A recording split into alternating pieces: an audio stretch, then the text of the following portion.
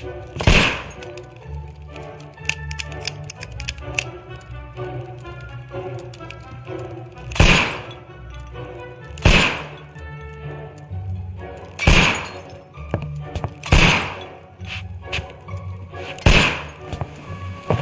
Holmes, will you stop that?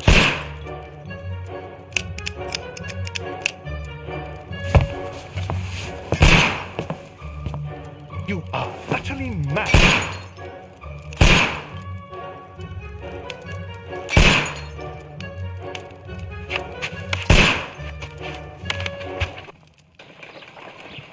Stop, Holmes! Is that you, Watson? Yes, of course it is. And you almost killed me. Nonsense. I was aiming for the vases. Blindfolded? Watson, quiet, please. I'm trying to concentrate.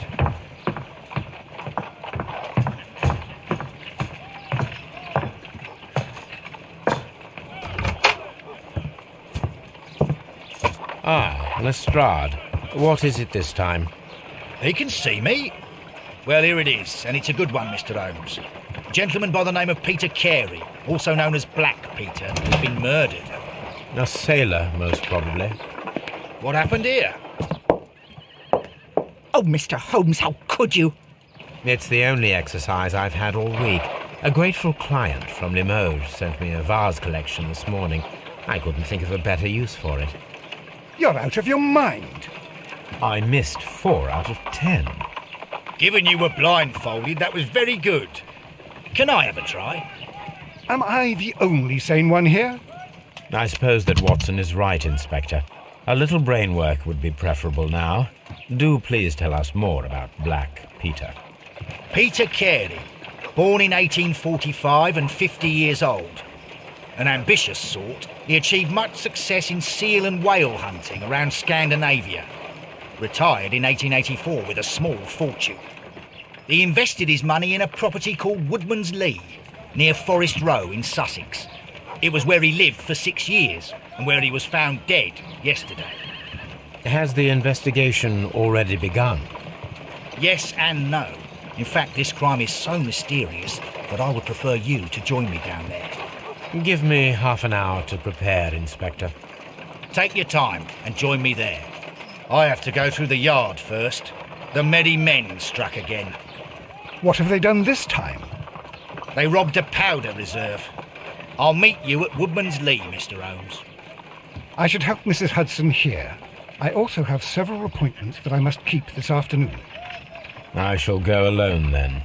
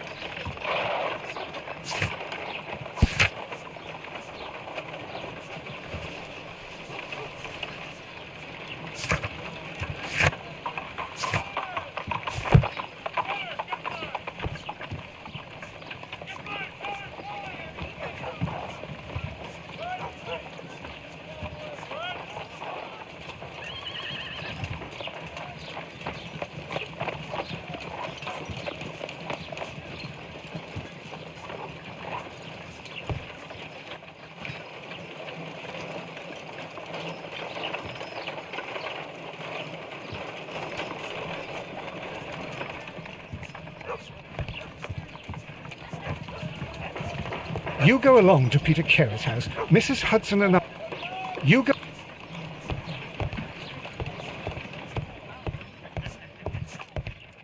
Oh, what a mess! What a terrible mess!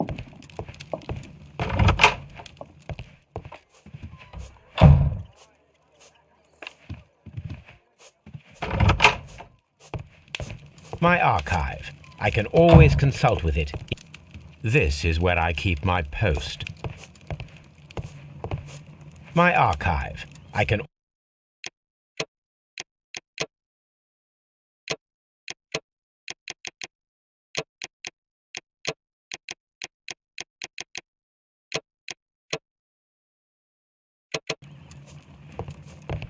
My archive. I can always...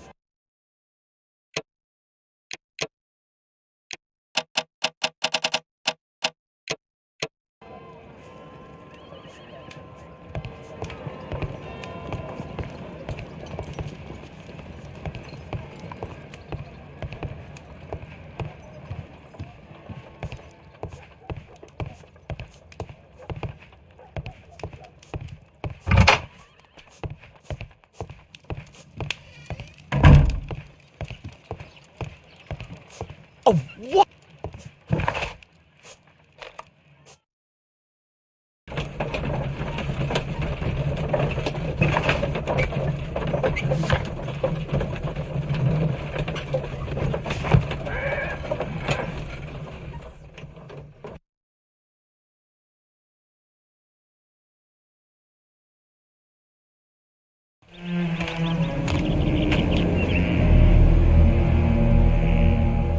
Mr. Holmes, I'm over here. Come on.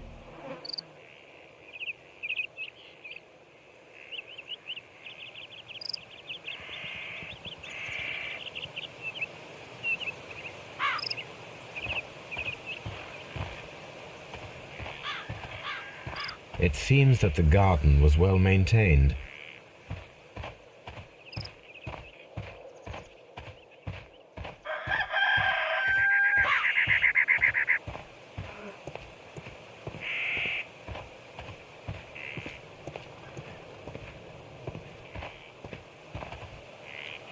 Inspector Lestrade, when will you remove my husband's body? It's sacrilegious to leave him here like this.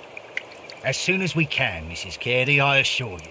Allow me to introduce you to Mr. Sherlock Holmes. He's a detective. No doubt you've heard of him. I'll wait for you in front of the cabin, Mr. Holmes. My condolences, Mrs. Carey. Thank you, Mr. Holmes.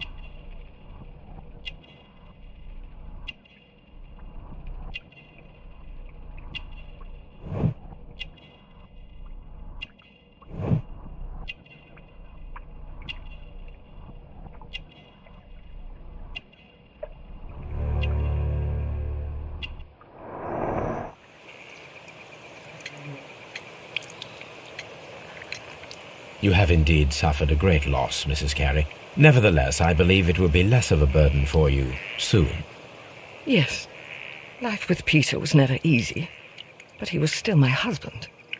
He was different, wasn't he, when you first met him upon your return from Plymouth? Yes, Mr. Holmes. Oh, my goodness, but how do you know about that? Never mind.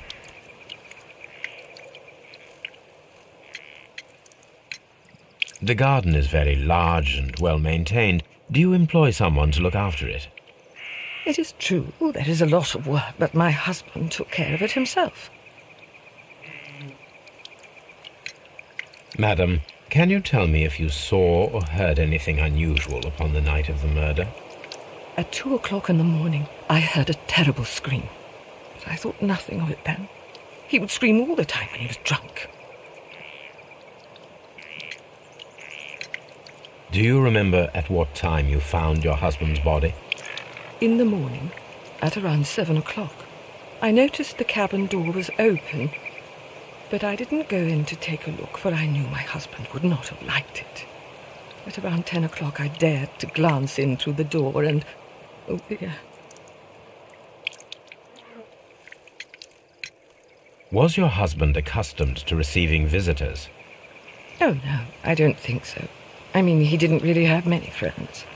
He lived quite an isolated life here, after his retirement. Can you please tell me what occurred on the evening of the murder? Well, Peter got drunk in the evening. He was in such a terrible temper. Usually, whenever that happened, he'd stay all night drinking in his cabin before passing out. You have indeed. Yes. He was different, wasn't he, when you first met him upon your return from Plymouth? Yes, Mr. Holmes. Oh, my goodness, but how do you know about that?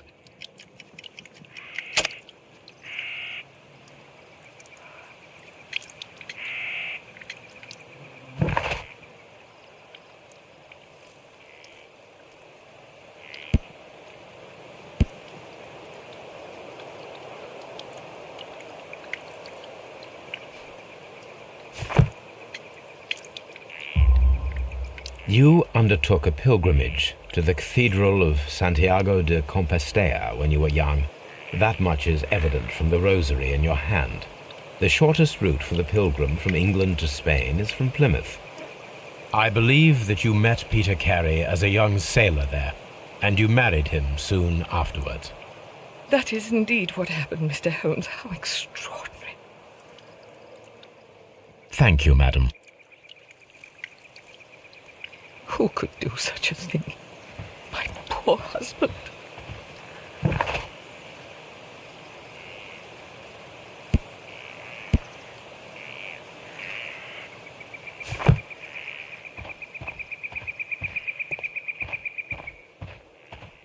Mr. Holmes? Mr. Holmes?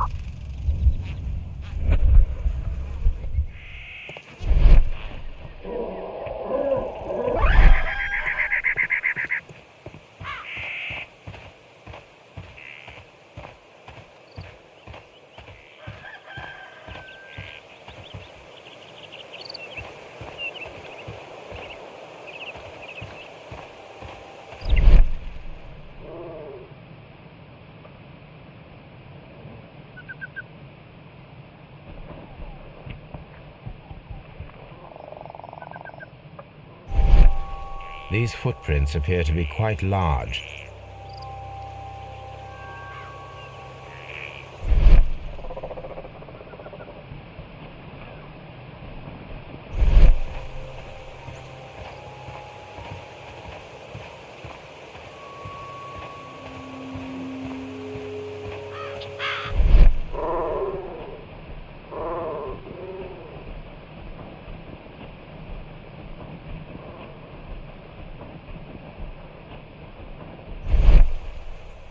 It seems that the garden was well maintained. Peter Carey's body is inside the cabin. Mr. Holmes? The door is locked. Wait just a moment, Mr. Holmes, and I'll open it. I locked it yesterday to ensure that no one should enter the cabin and tamper with the evidence. Ah, good thinking. Hello, hello, hello. What is it, Lestrade? It seems to me that someone has tried to force it, Mr. Holmes. Let me see.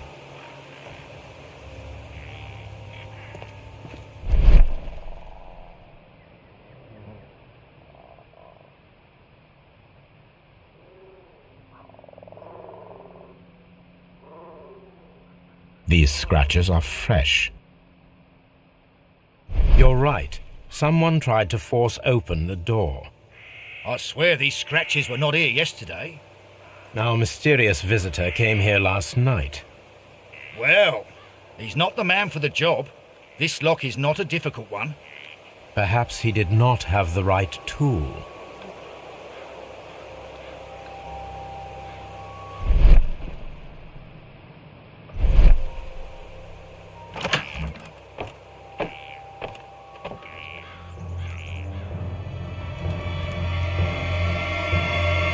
What a terrible way.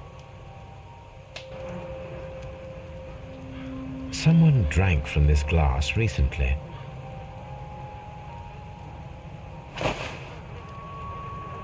The initials PC have been crudely burned.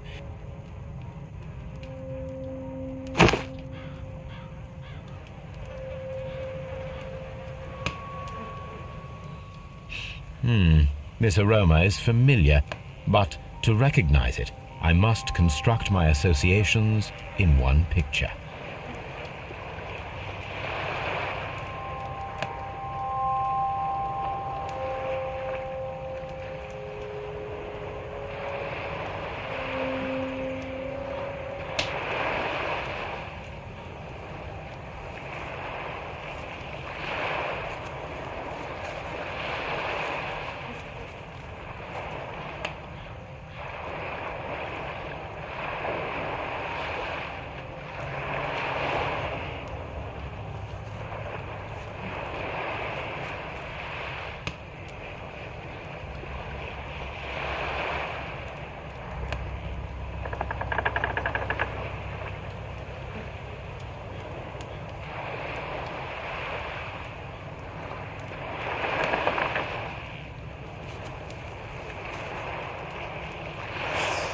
Yes, this is a coarse tobacco, quite strong and very popular among sailors.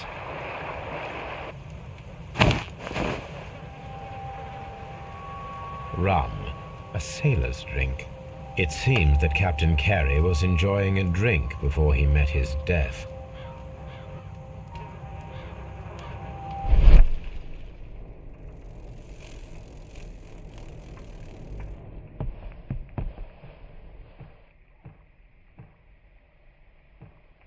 This place is not covered with dust, like the rest of the shelf.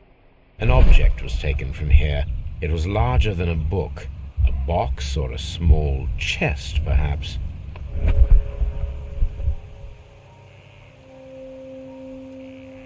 The tooth of...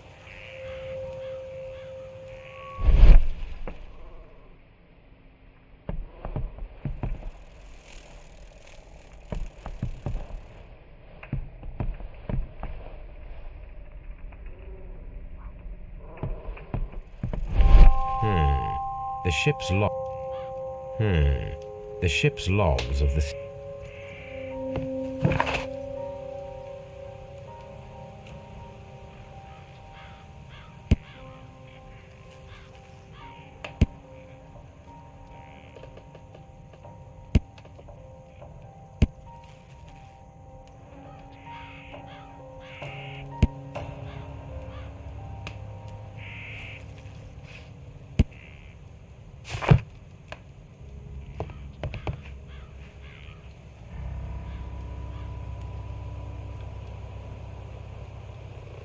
Hammerfest.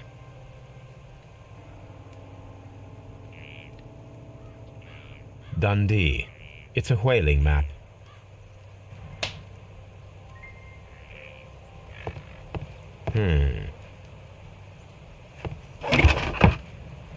Harpoons for hunting whales. Peter Carey's boots. They look to be a size 8.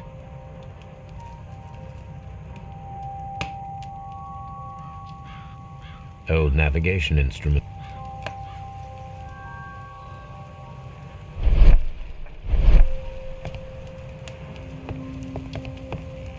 The Sea Unicorn.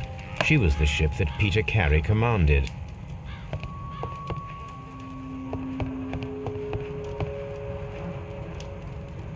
The weapon fully penetrated the body. The force of the blow was immense. This man is in his 50s, yet he still looks quite strong. Peter Carey was fully dressed. He was not caught by surprise. It is possible that he knew his murderer.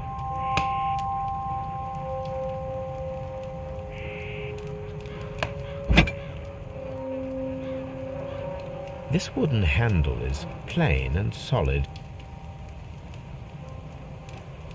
This blood is from the pool underneath the dead body. Peter Carey tried to defend himself with this knife, but he did not succeed.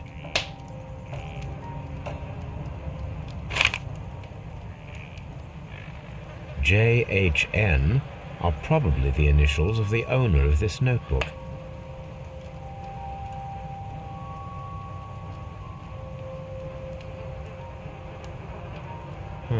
The pattern of the blood stain indicates that the notebook was not lying on the floor prior to the crime, but it was dropped into the pool of blood after the death of Peter Carey.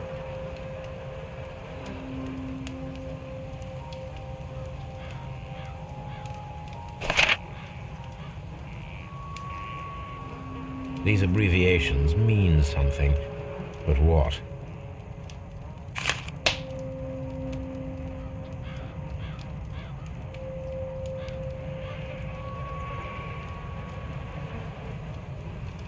Peter Carey was impaled to the wall by a whaling harpoon.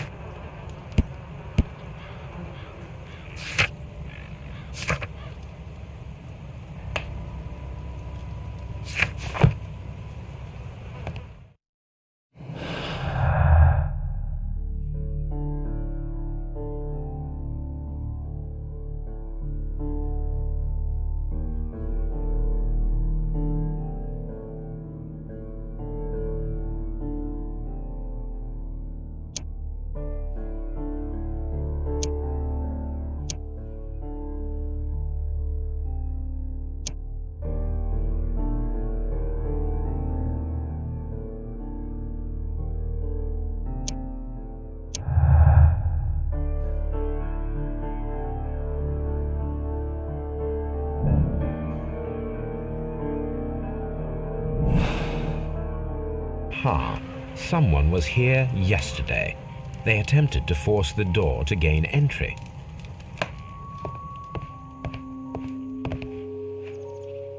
Mr. Holmes? Well, Mr. Holmes, what do you think? I think that we are lucky, And why is that? because of last night's attempted break-in.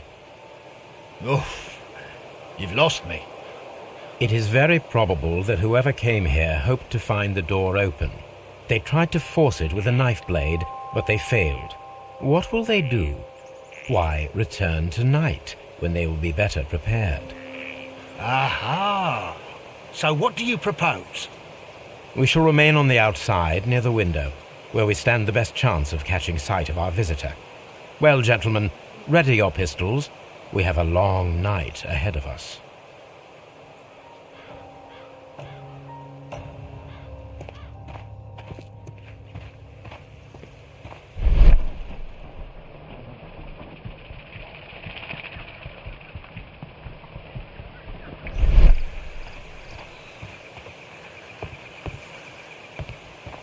Mr. Holmes.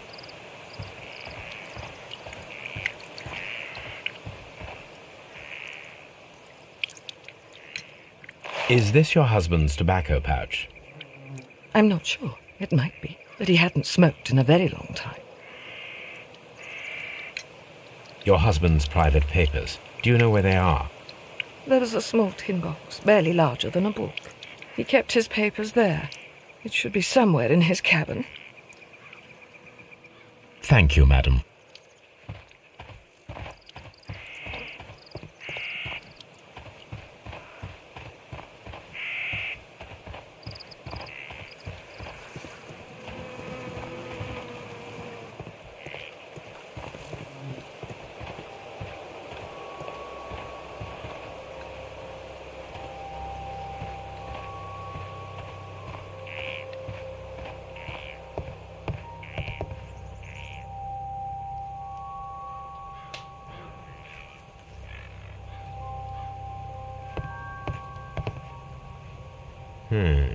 The ship's logs of the Sea Unicorn for the years 8...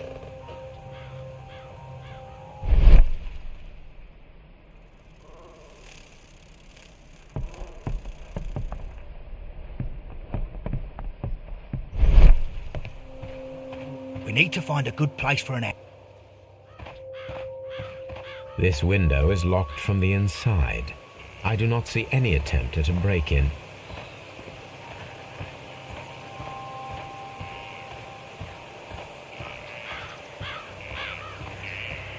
This looks like the perfect hiding place.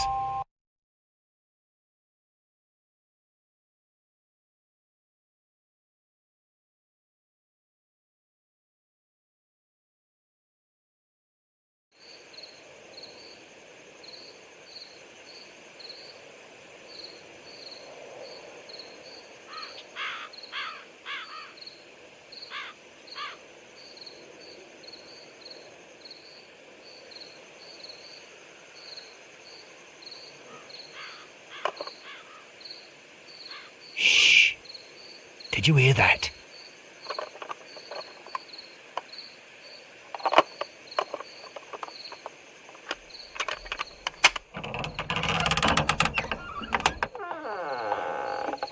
There's someone there. I'm gonna collar him. I'll be right behind you. Police! Hold it right there.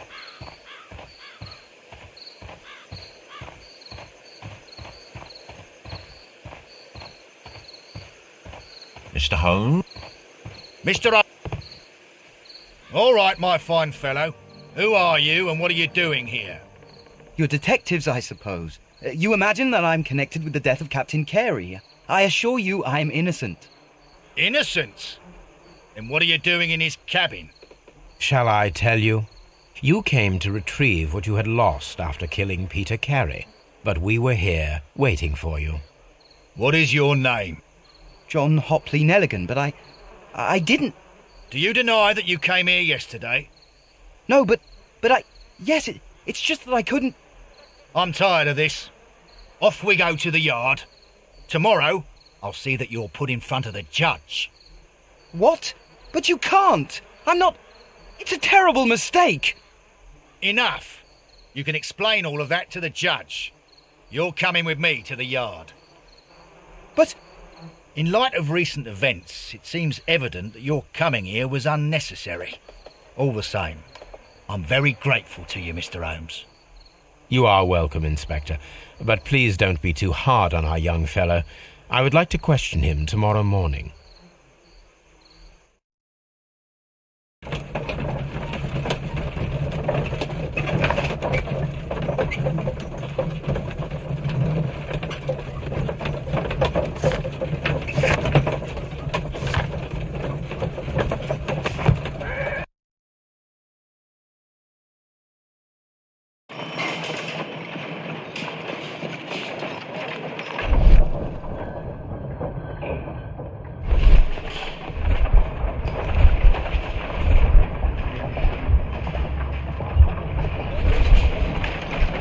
Good morning, Mr. Holmes. Can I help you? Good morning, Constable. I would like to speak to the fellow who was arrested at Woodman's Lee last night. Ah, the young man. He's waiting in the interrogation room. You can go straight through. His belongings are held in the evidence room. Thank you.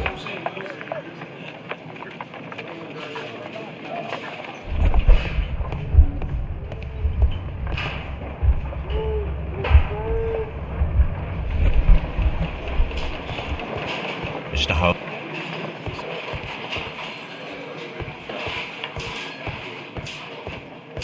Mr. Holmes?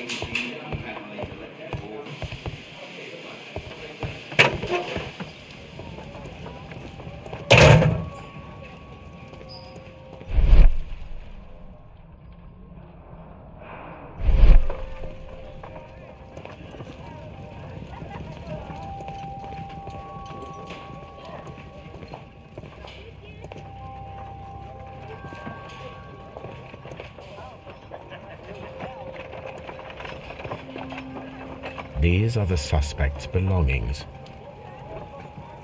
The notebook that we found on Peter Carey's cabin floor.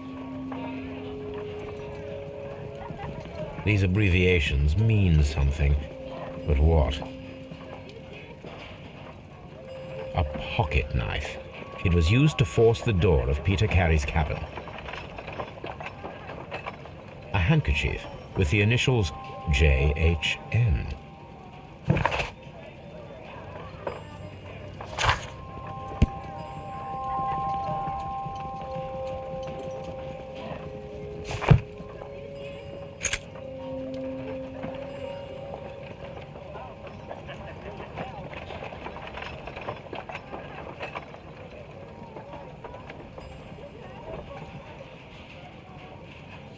And partner, 1883.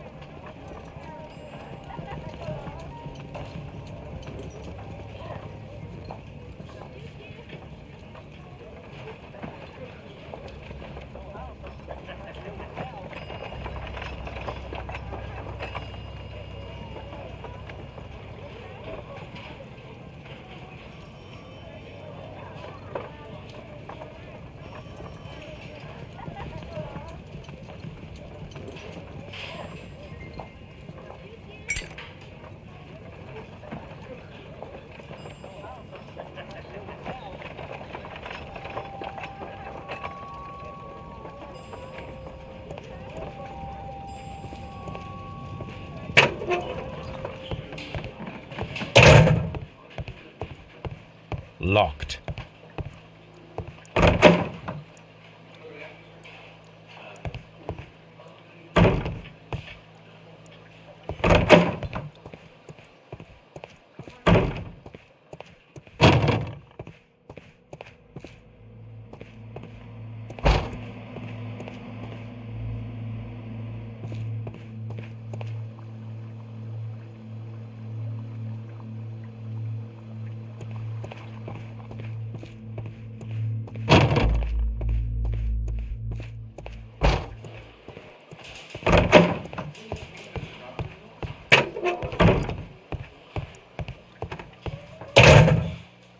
Mr. Holmes?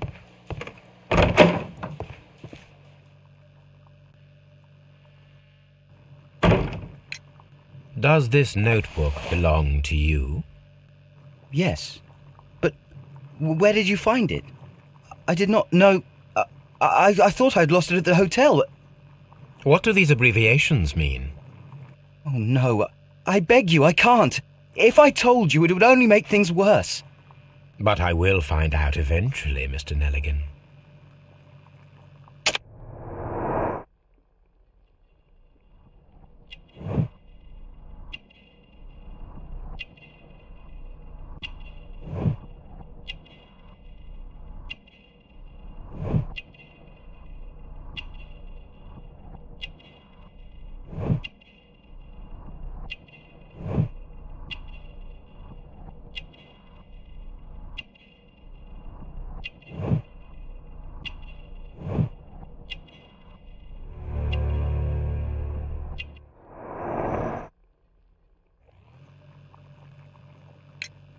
The sea knife was found near Carey's body. Tell me, Mr. Nelligan, did Mr. Carey try to defend himself or to attack you with it? I don't know. I didn't kill anyone. Well, I will see you soon, young man.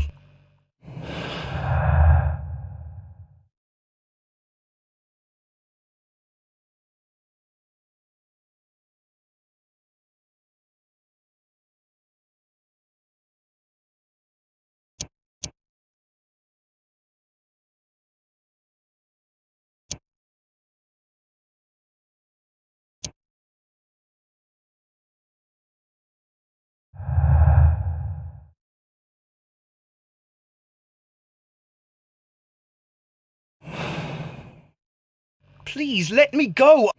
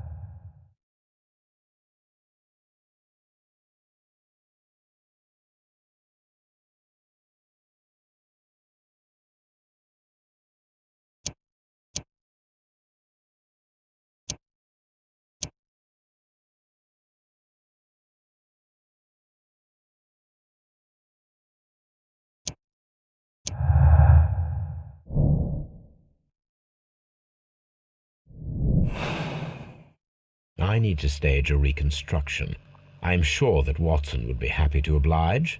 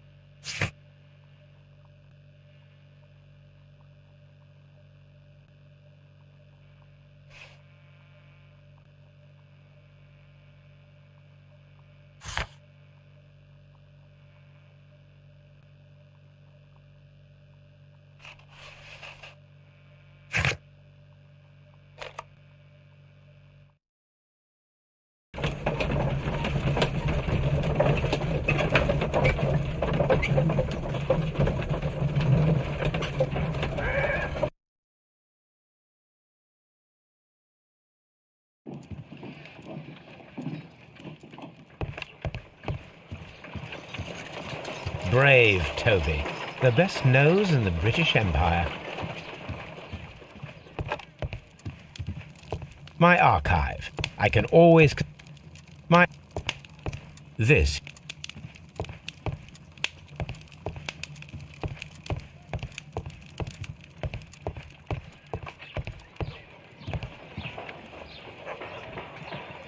A spot of whaling, Watson. Would you care to take part? Are you serious?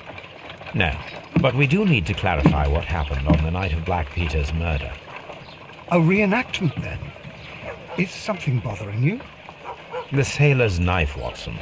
Why was it on the floor? Peter Carey attempted to defend himself? It is possible, but if that is the case, then it alters many things. I don't quite follow you. Tell me, my friend, what is the animal closest to man, morphologically, I mean? Ah, I see what you're getting at, Holmes. You asked me that once before, on the Ripper case, I believe. Do you want to slit some more pigs' throats? No. Thank goodness for that. I wish to impale one with a harpoon. Wonderful. Watson, let us pay a visit to our butcher friend in Whitechapel. We require the carcass of a well-fed pig. And the harpoon? One of the harpoons on the wall of Black Peter's cabin should do quite nicely.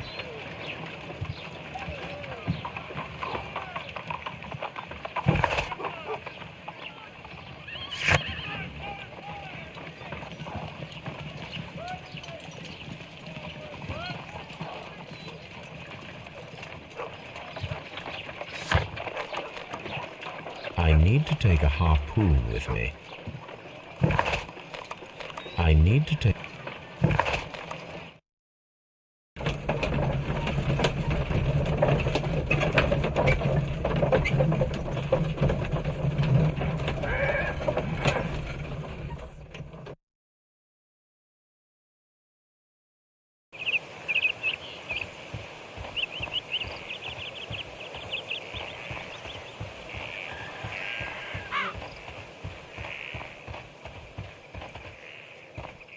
Who could do?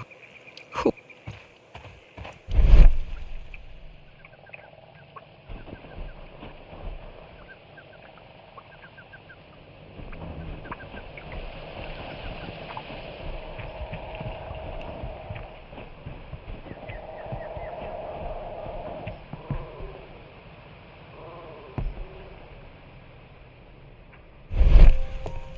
That should do it.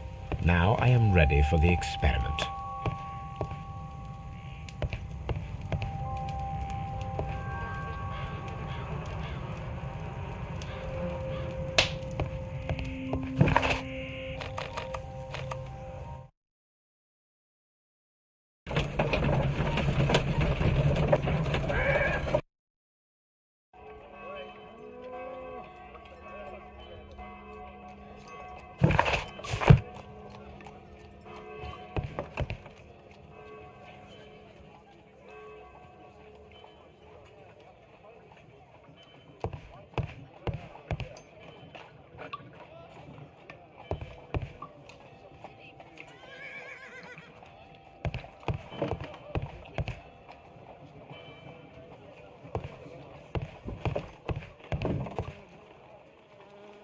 Well, here we are in the preparation room.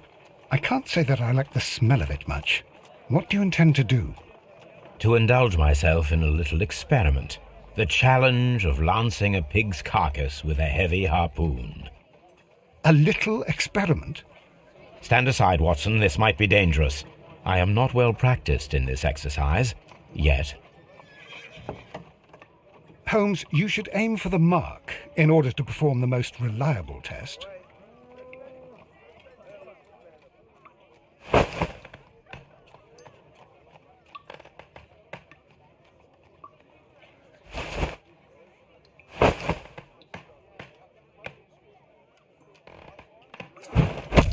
Holmes, you should try to aim better and throw as hard as you can.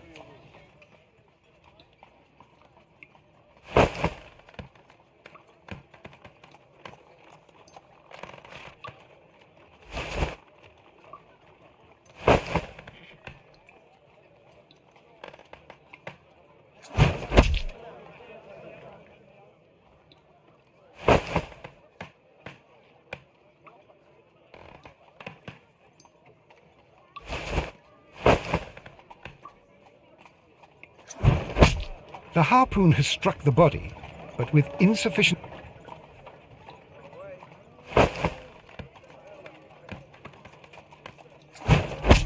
Holmes, you should...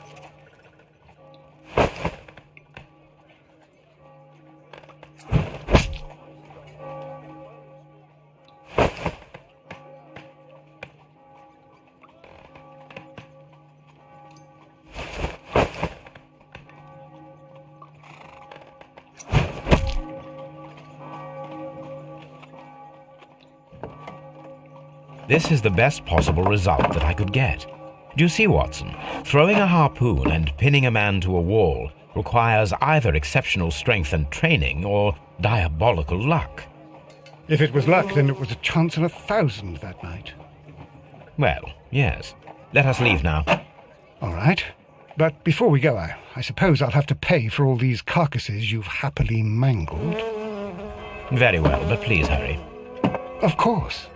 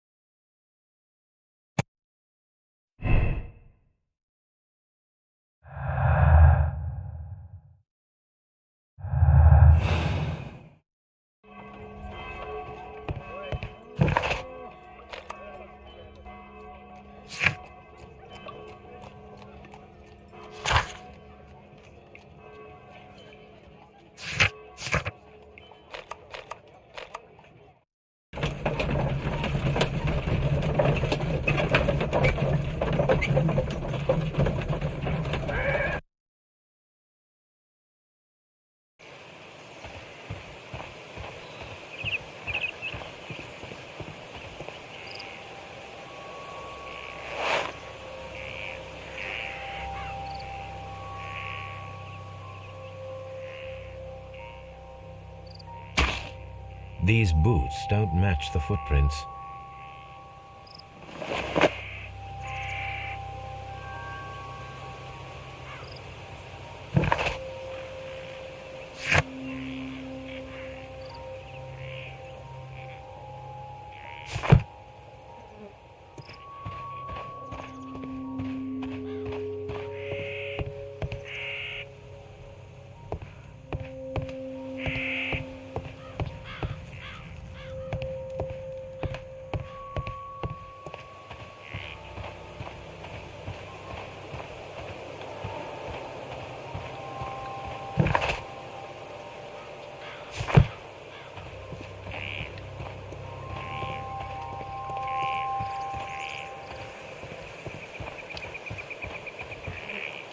Who could do?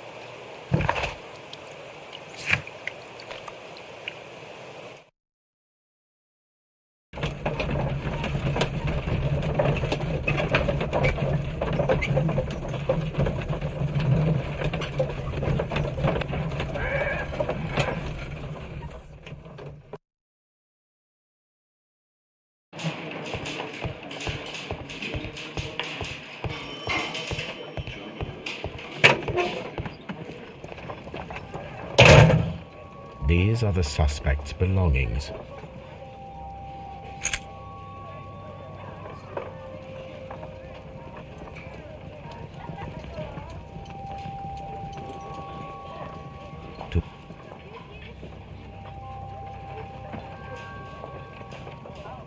From R. Dawson. Dawson. I've seen this name before. Perhaps my archive holds the answer.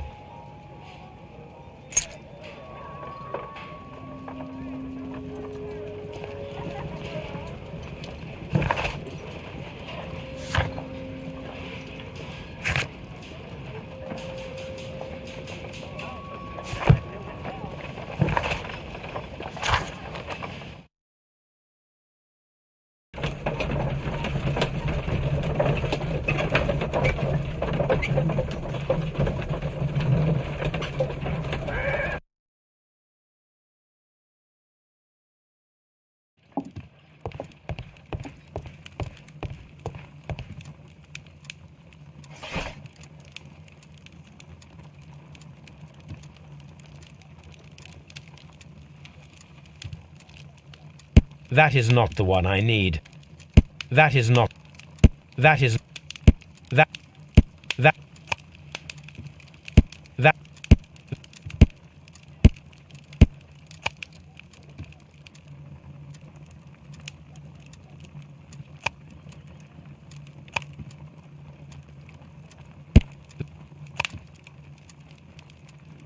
That.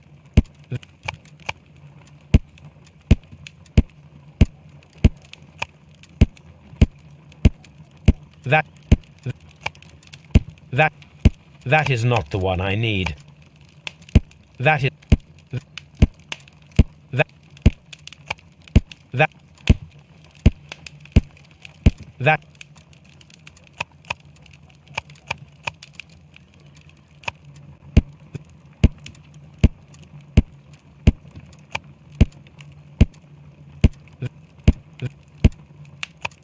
That is...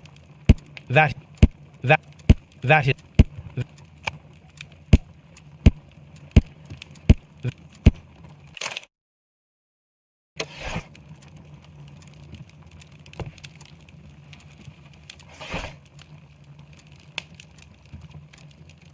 That is not the one I need. That is not...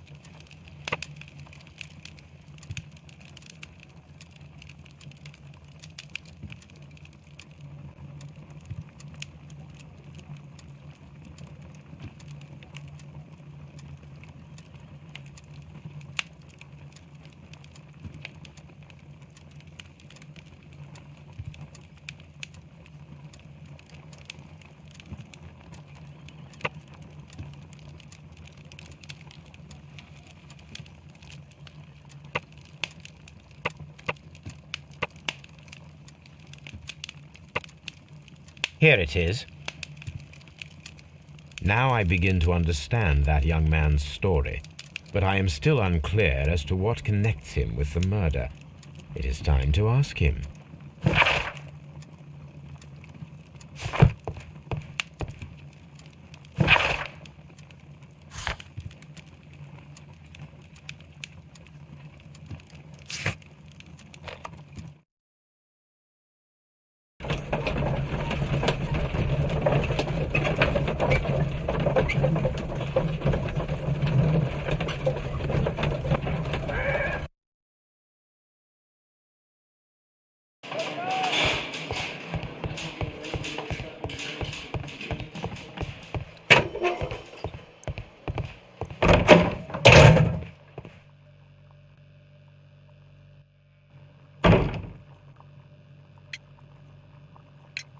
The police seized this valuable ring from you. Whose is it? I didn't steal it from anyone. It has always belonged to me.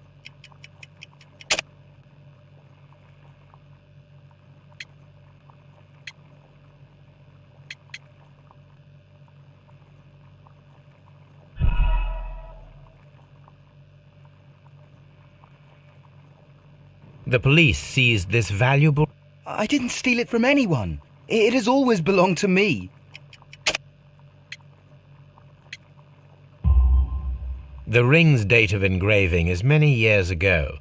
You would have been a child then, hardly in any position to receive such an item from a partner. So, Mr. Nelligan, who is the true owner of the ring? The ring is mine.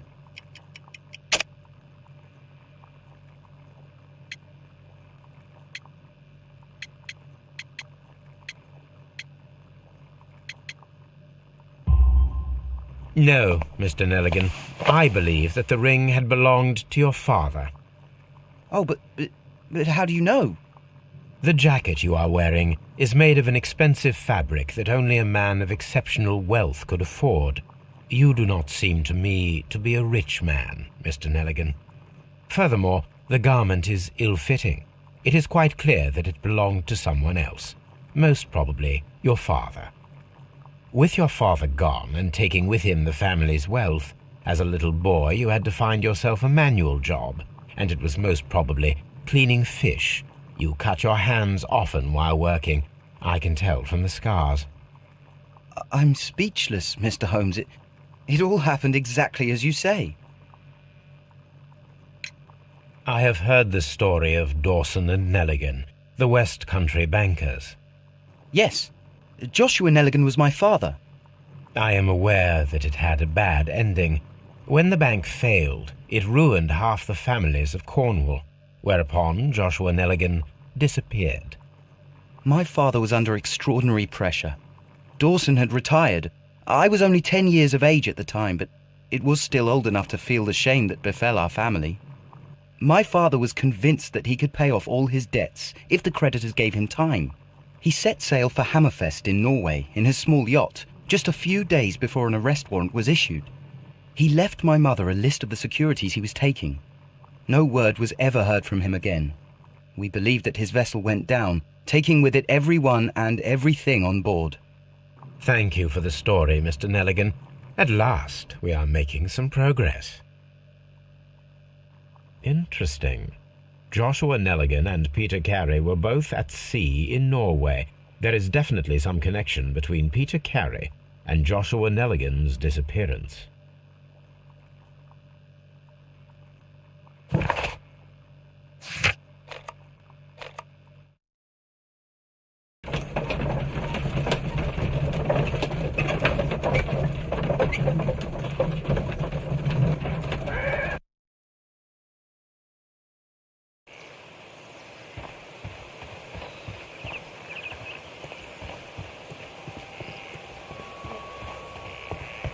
"1883.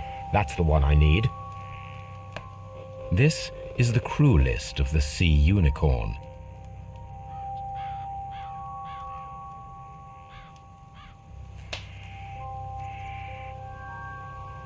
Log notes for June. Nothing unusual.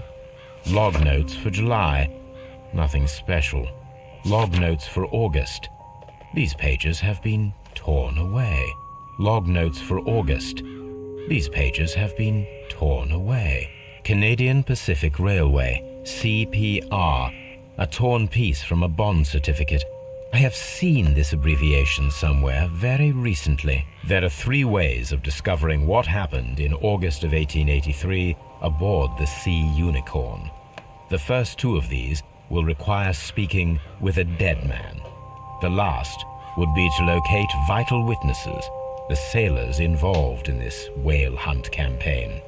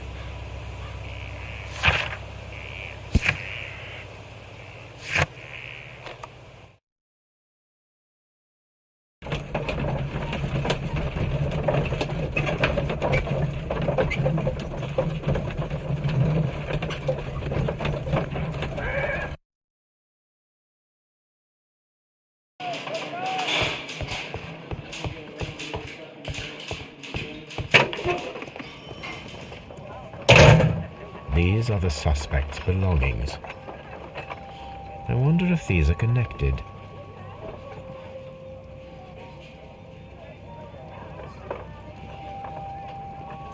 Now we have the proof that Nelligan's papers were indeed here. It seems that they have vanished, however.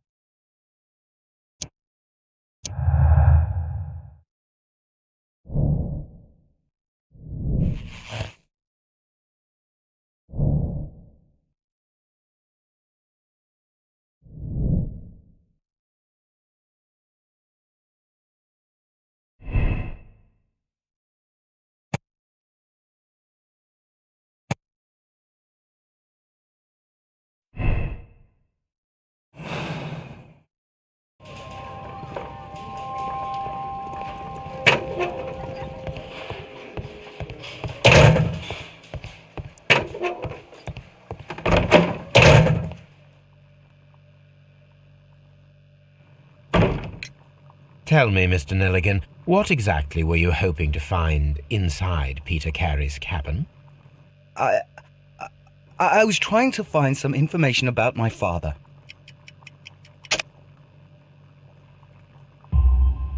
I assume you had another purpose, to retrieve the bond certificates.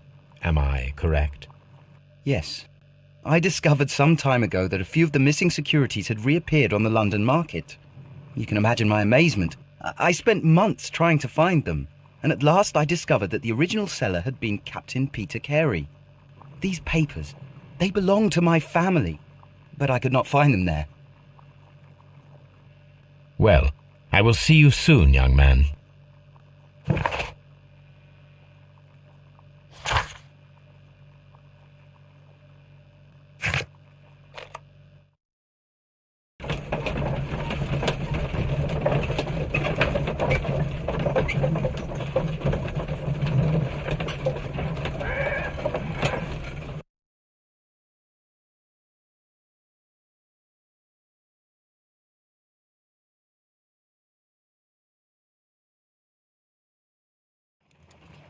Something new, Watson. I have the list of sailors who were aboard the Sea Unicorn. We shall soon learn what happened to Nelligan's father.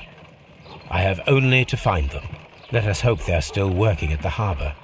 I think that if you pretend you're from Scotland Yard... I doubt it, Watson. And really, I would prefer that all of this remains quiet for now. But I have another solution. I'll call in the specialist. And who might they be? The secret police division of Baker Street. Ah, you mean young Wiggins and his gang? Yes. Believe me, you'll receive more useful assistance from these little urchins than from a dozen yard detectives. Those children are everywhere. They see and hear everything, and they are cunning. All they lack is organization. I'll summon them. How will you do that? There is always a watch beneath our window. I have only to call him.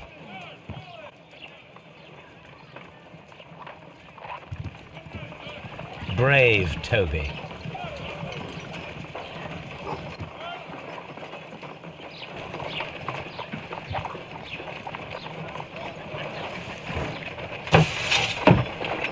Wiggins, could you come upstairs, please? At your service, Mr. Holmes. Wiggins, I need you to track down certain people for me. I'll give you a list. You can read, can't you? Big Oliver from our gang. He can, as his father is the coachman of a famous lawyer. Fascinating. Here is the list of sailors. Sailors? Easy. Just got to look where the rum and the red lights are. Sorry to trouble you, Mr. Holmes, but the inspector asks that you come to the station as soon as possible. Thank you. I'll be there shortly.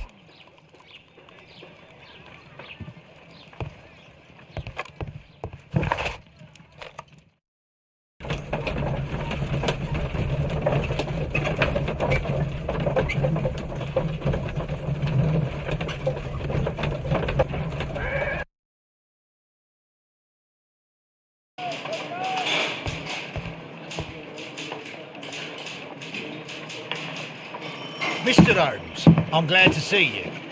As always, what happened? We have a new suspect, Liam Hurtley. I'm thinking that this case will be resolved very quickly now. Interesting. Pray tell. Well, the constable that I left at Woodman's Lee noticed a suspicious individual prowling around during the night. Do you have him here? Yes. He refuses to speak with us, but we'll make him talk. Let us hope so. Ah, yes, and one more thing. The constable told me that at the time of his arrest, the fellow was writing a letter. Do you have it? Of course. It's in the evidence room, at your disposal. Admit that for once, Mr. Holmes, Scotland Yard is a step ahead of you, eh? Breathtaking.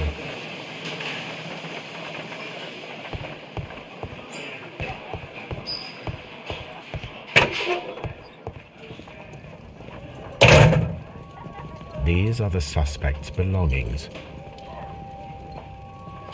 Liam Hurtley's old boots. They're a size 9.5.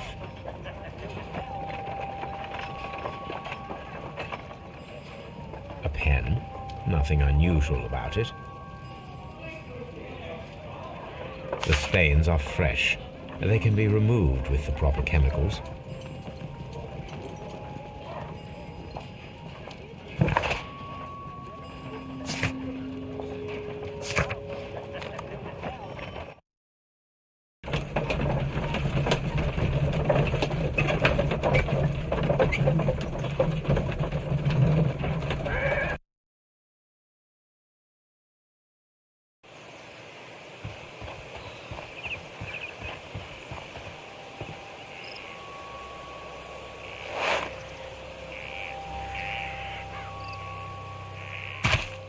These boots match the footprints exactly.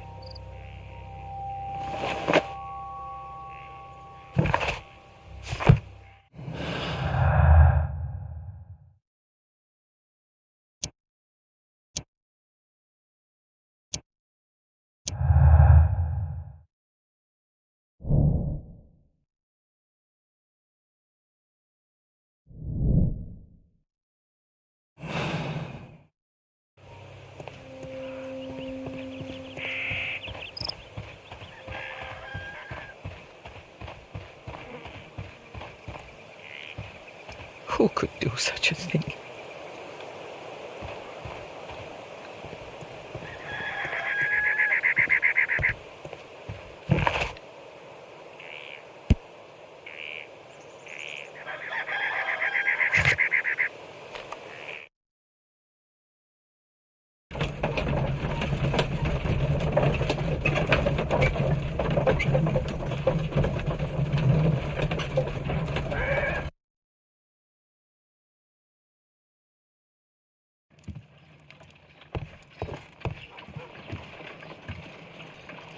A new suspect, but this one refuses to talk.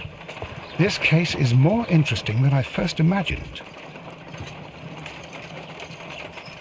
I need to prepare a chemical agent that is capable of removing fresh ink. For this purpose, the chemicals from the flasks should be combined in...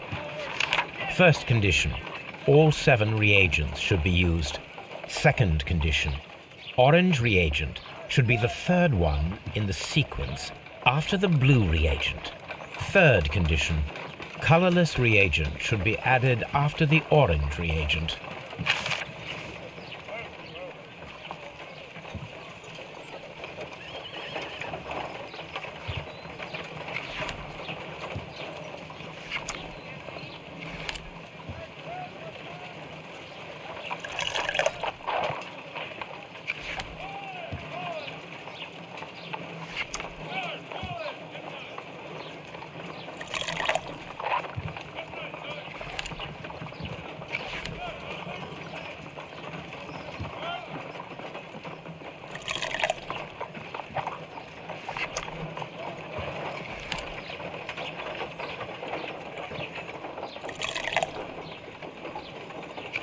No, something isn't right. I need to start the reaction from the beginning again.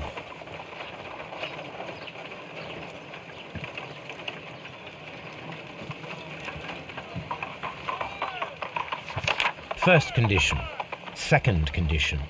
Orange reagent should be the third one in the sequence after the blue reagent. Third condition. Colorless...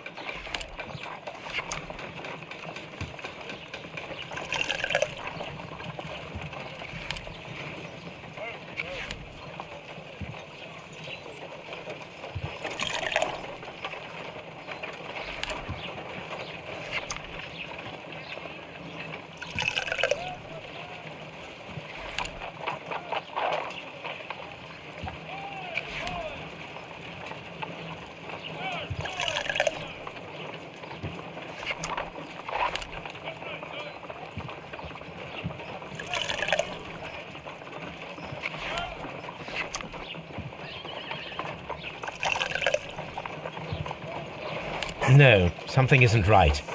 I need to start the reaction from the beginning again.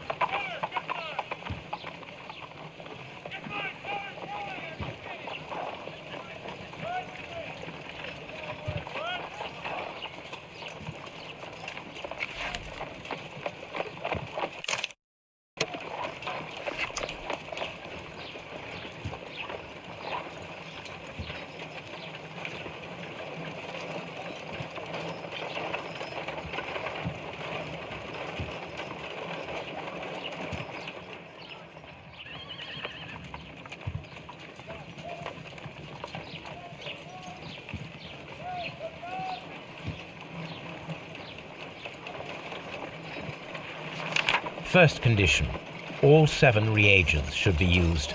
Second condition, orange reagent should be the third one in the sequence after the blue reagent.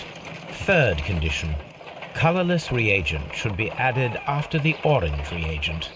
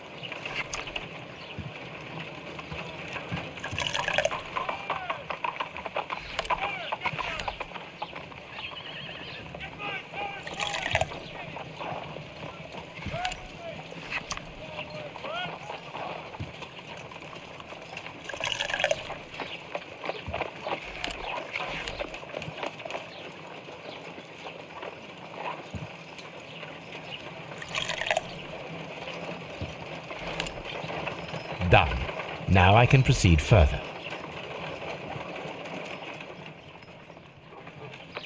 Let us see if the content of this letter sheds a little light upon the mystery.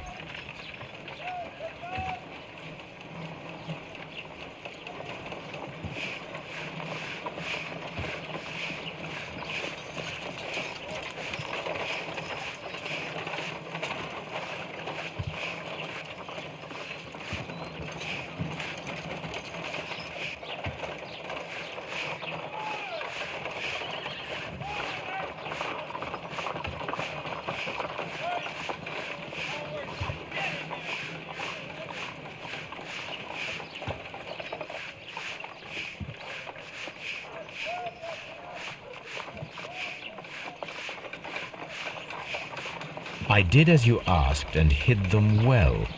Interesting. How would Hurtley react to this?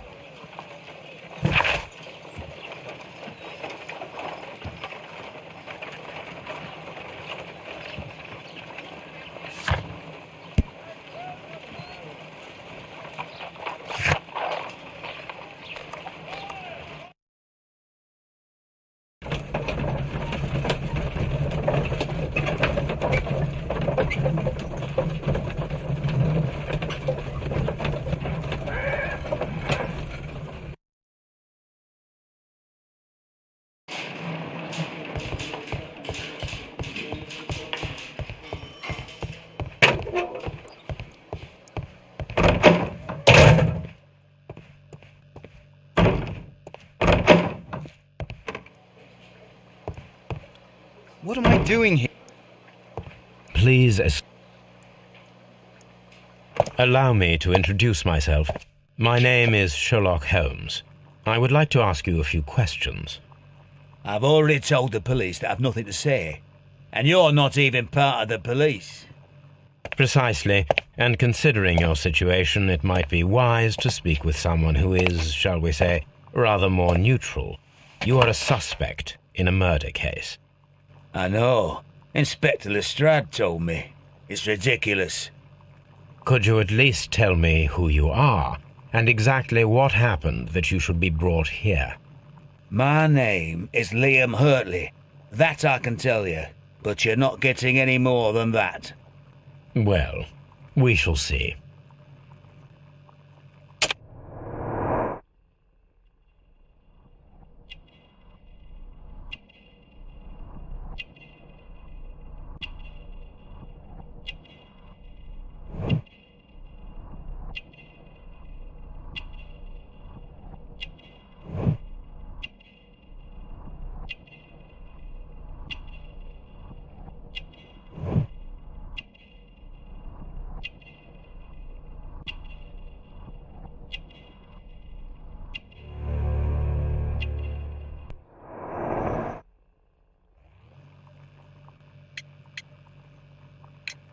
Tell me, Mr. Hurtley, what were you doing at Woodman's Lee? Woodman's Lee? I've never been there.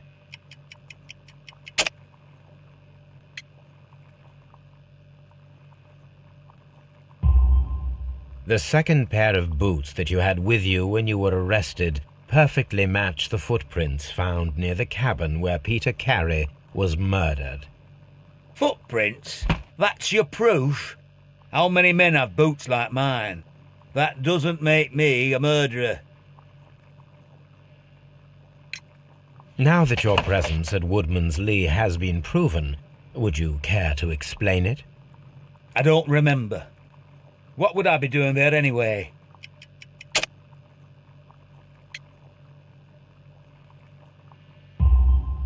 Because you are the gardener at Woodman's Lee.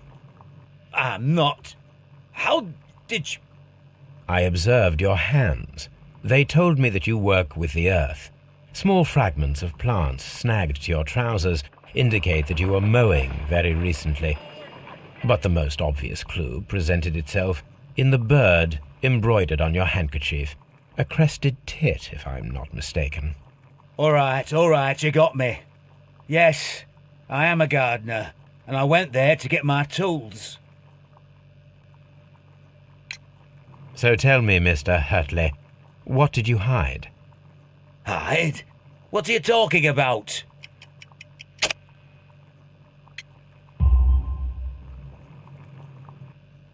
I did as you asked and hid them well. Should I continue? My letter? But the ink? That's impossible. A touch of chemistry, nothing special. Well, you're a smart one. But it's nothing. If you want to know, I was referring to my tools. It was to do with my work, see? I will check that, Mr. Hurtley. That's all for now. Hurtley's stories are false leads, but now I know one thing for certain. I must examine the site where the garden tools are kept at Woodman's Lee.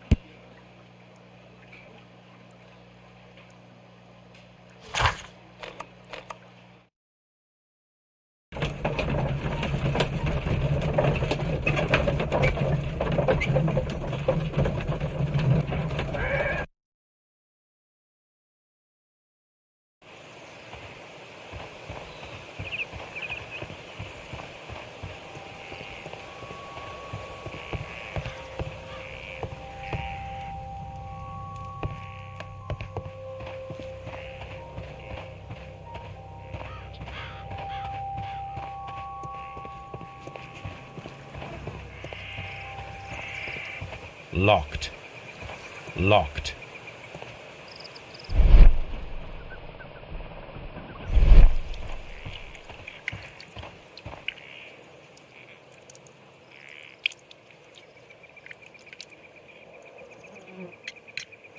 Madam, we have information that the valuable stolen papers are hidden amongst the garden tools here at Woodman's Lee.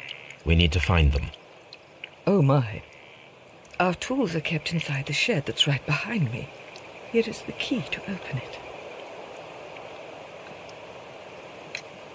Does the name Liam Hurtley mean anything to you? No, I don't know anyone by that name. Thank you, madam.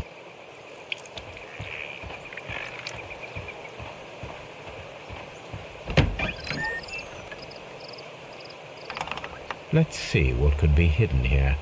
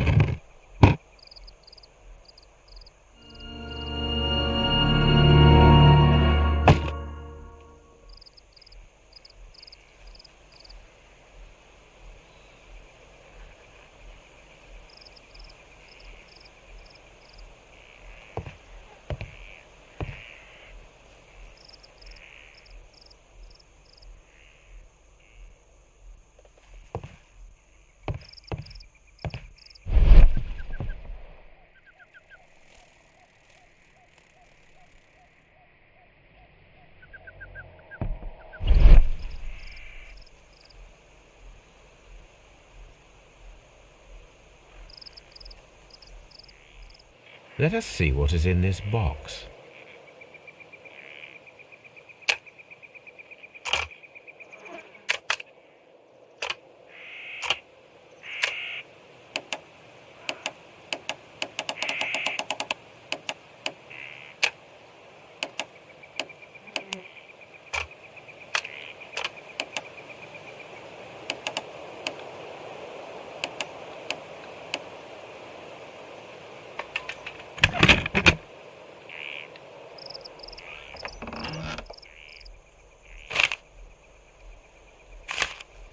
A bundle of letters in a woman's hand with the Carey family monogram. Hurtley and Mrs. Carey were in a relationship. That is interesting.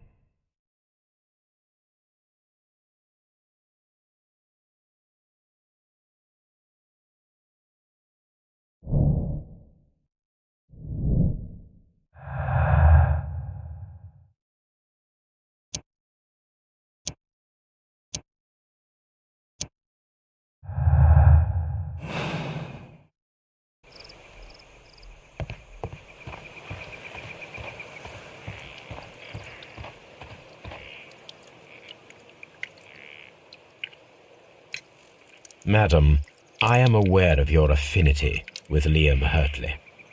Oh, what are you talking about?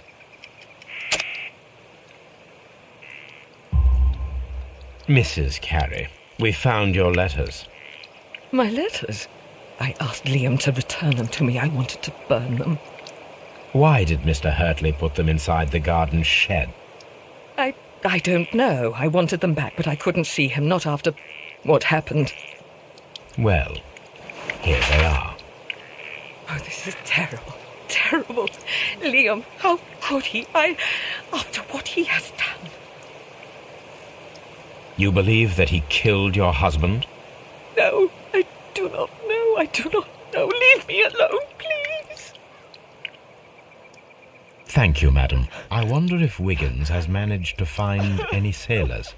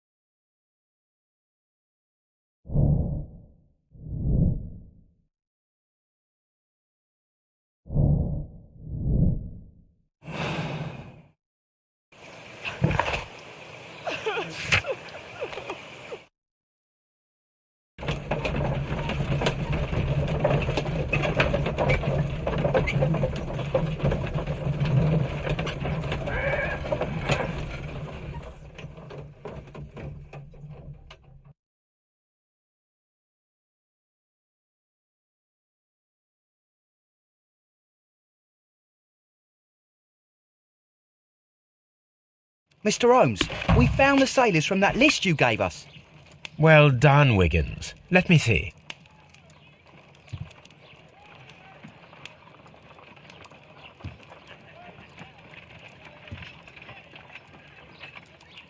This man is a harpooner, and his initials are PC, the same initials that were found on the tobacco pouch. Wiggins, could you gather some information on one of the sailors that you found? His name is Patrick Cairns. We found Patrick Cairns.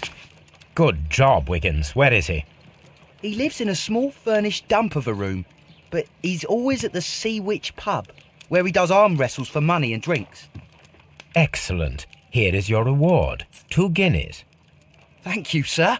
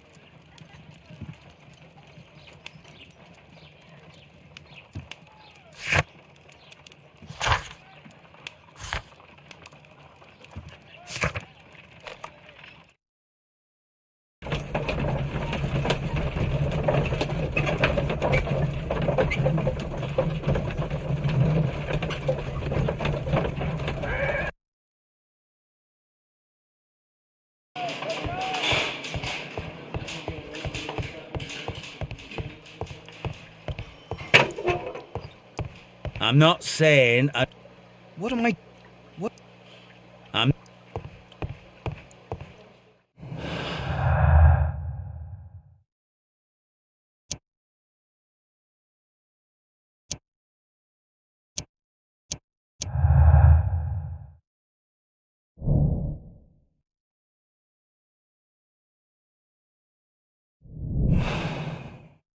If I wish to speak to Cairns without alarming him, I had better dress as a...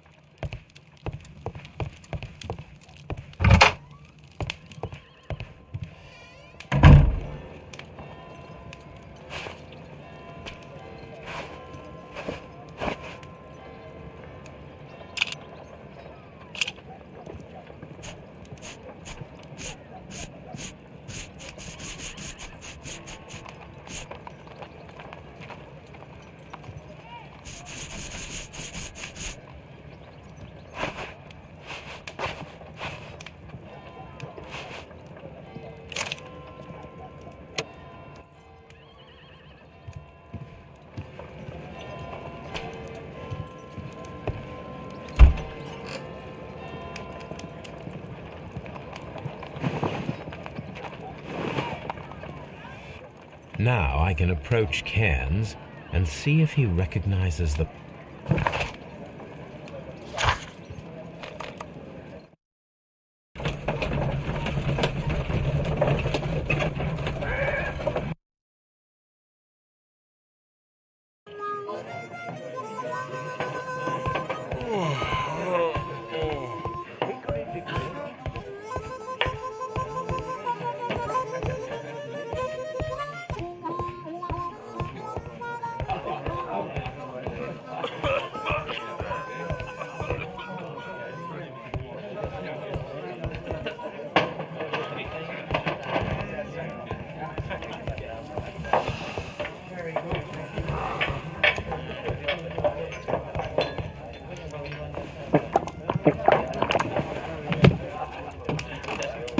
Hello there. Are you Cairns? What do you want? We've heard all about the gambling and arm wrestling here. You seem like the likely sort, and I'm up for it.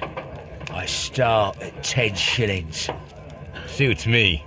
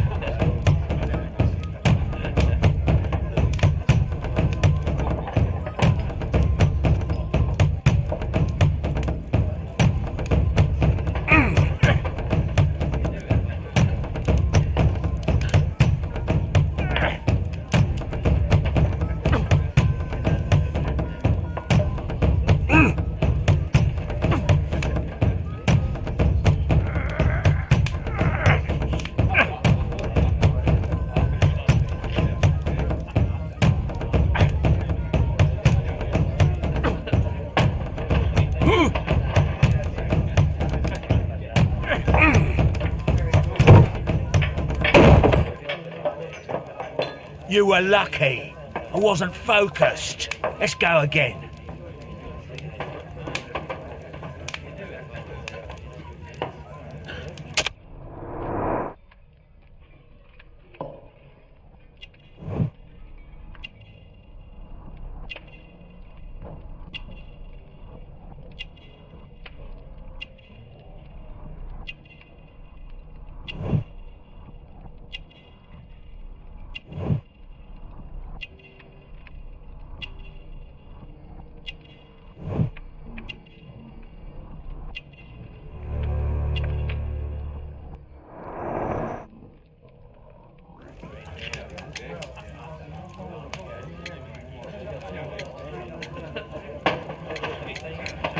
I'm ready to try again. Fine. If you want me to take all your money, no problem with that.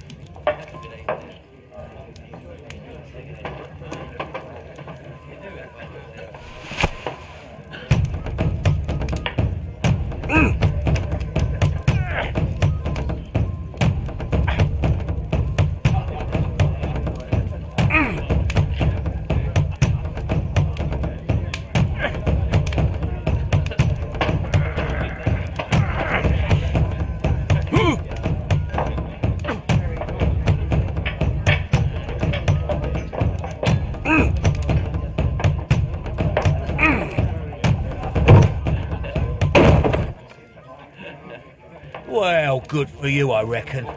You're stronger than you look. Here's your 10 shillings. I'd like to buy you a drink. Good winner as well. That's good. Let's have a drink.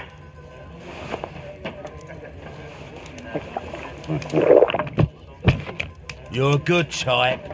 Seems you've managed to settle down in life. You've got money, eh? Not all that much. Oh, well. At least you're not as poor as me. Why do you say poor? You're not working? I'm a harpooner. But you see, the whalers are rare. They don't pay much. So, as a result, find myself arm wrestling to pay for my drink. A harpooner? Interesting. You've had a lot of adventures, I bet. Of course. It's been a dozen years since I've sailed. I've seen everything. Gold Wallace, damn Black Peter, Great Roger. We sailed to the Cape of Good Hope. Black Peter, you say? I've heard rumours about that one. He was the worst of them all. He was a liar and violent too. Swinging those fists of his around. He was a tyrant and not much of a captain. At least, not as good as Great Roger. I see. Yes. I was told terrible tales about Black Peter. But you ain't heard the worst. Tell me, and let's have another drink. It was in 1883 that it happened. The August of that year. Peter Carey was captain of the Sea Unicorn, and I was a spare harpooner. We were coming out of the ice pack on our way home. One evening, we saw a little craft that had been blown north. There was only one man on her, and he wasn't a sailor. The crew must have thought that she had foundered, and they made for the Norwegian coast in the dinghy. I guess they all drowned. We took the man on board. And who was he? I dunno. During the crossing, he and the skipper enjoyed some long talks. His baggage was just a tin box. That's strange enough. Aye. Even stranger was that on the second night, he disappeared. Nobody knew what happened to him. And of course, nobody could ask Black Peter about it. You know what happened, don't you? I do. I saw the skipper tie his heels and push him over the rail in the middle of my watch on that dark night. 2 days before we sighted the Shetland lights. Black Peter's a murderer. Aye. Those that know him wouldn't be surprised to hear it. But all this must stay between us. All right? Of course. Back in a second. I'm off to the Kazi. I'll be here with my drink.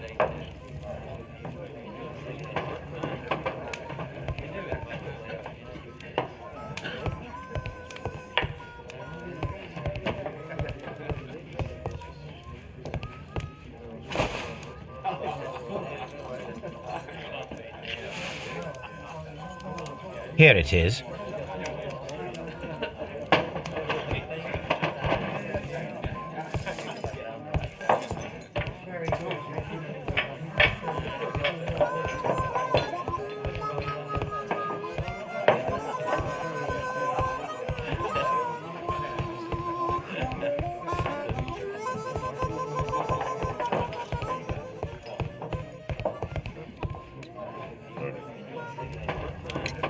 Have you got any tobacco?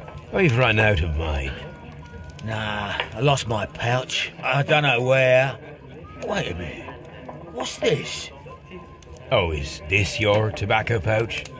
Well, oh, it is. Well, I have to go now. I know a captain who's planning an expedition to Cape Cod. Captain Ahab's his name. He commanded the Pequod. He might need good harpooners. I'll tell him about you. Maybe. If you like, aye. I'm done here. It's time to leave.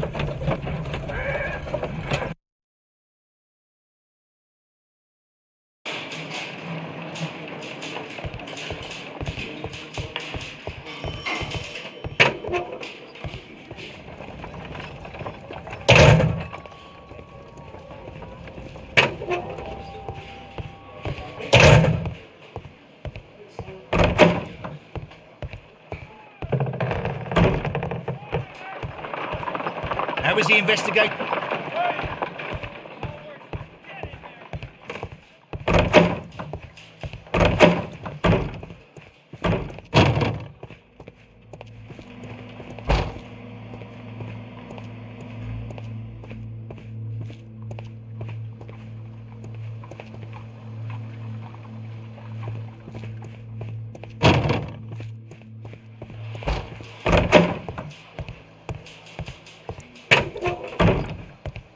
I'm not. What?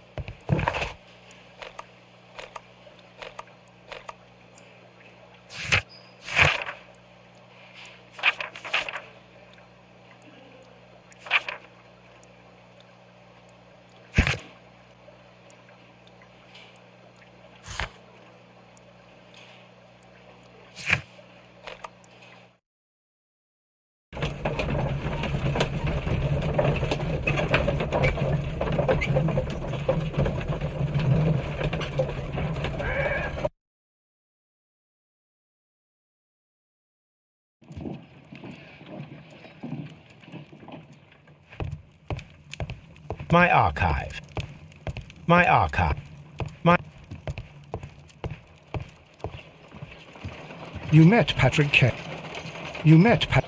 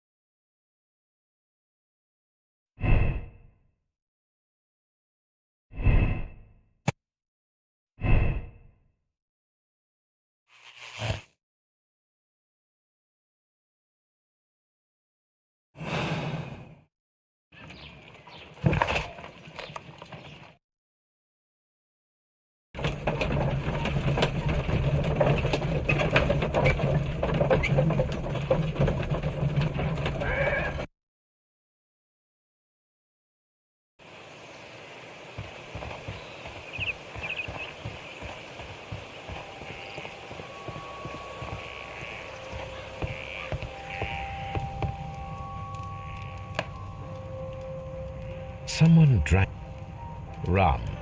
Rum.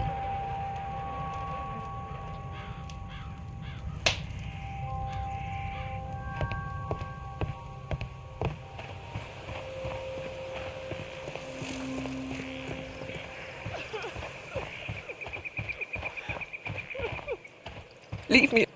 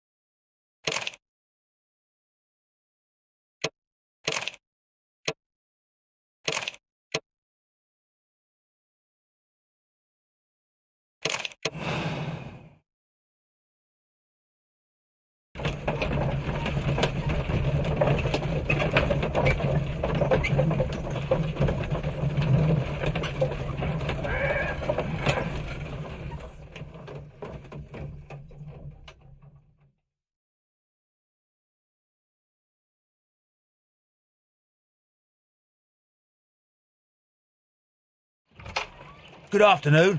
I must be at the wrong address. I'd like to speak with a ship's captain, a Captain Ahab. Is that you? No, my name is Sherlock Holmes. That detective fella? So, you wanted to see me?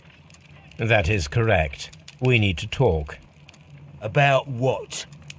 About Black Peter, who was killed in his own hut with a harpoon. You know, don't you? Yes. How? The tobacco pouch. You recognized it. Oh, the sailor. It was you. Unbelievable. Well, fine. I confess. But if you really do know everything, you should also know that I didn't want to kill him. He made me do it. I know. Did you know about this story with the bond certificates? Did you need money? Yeah. I just wanted him to cough up a little silver. I'm out of work, and I thought maybe he could help me. Well, he refused outright, and he insulted me.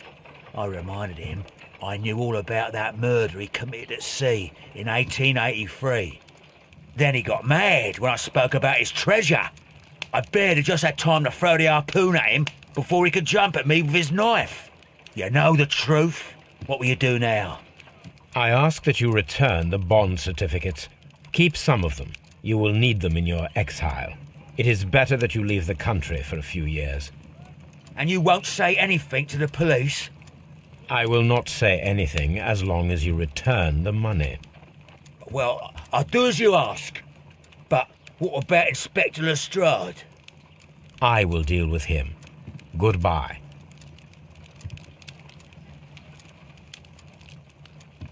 It's good that you asked me to come, Mr. Holmes. We do need to talk.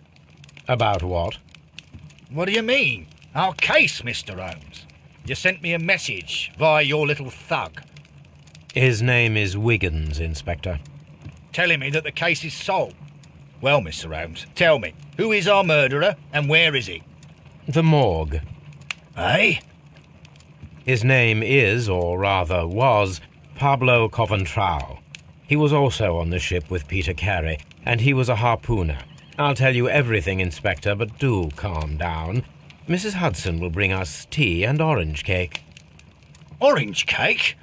You're spoiling me, Mr. Holmes. That's my favourite. Ah, Mr. Holmes. Inspector Lestrade told me that I should thank you for clearing my name. He also said that you were waiting for me here. I came as fast as I could. I cannot thank you enough. It is all because of you that this nightmare is finally over. I believe that this belongs to you. My father's securities. Incredible! But how did you get them? It would take far too long to explain. Tell me. This is extraordinary. You are a genius. Then that may serve as an explanation. Goodbye, Mr. Nelligan, and good luck. Goodbye, Mr. Holmes. And thank you. 1,000 times thank you.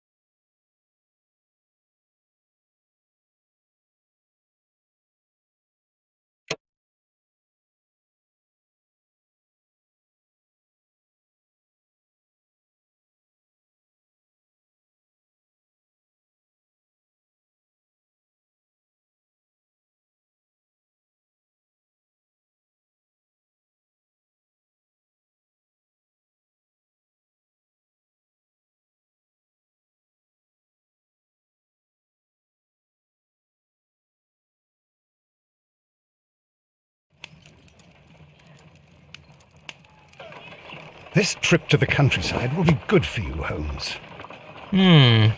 as your friend and your doctor, I really do recommend that you give yourself a complete change of scene. Fresh air, brisk walks, bird watching, chopping wood. Sounds intolerable. Certainly it sounds delightful. But you haven't yet told me who your friend is, the one we're going to visit. He is a bee lover. A bee lover? Do you mean that he keeps bees? That must be Mrs. Hudson, bringing the warm cloth that I requested. There is someone to see you, Mr. Holmes. I have no time. Send whoever it is away.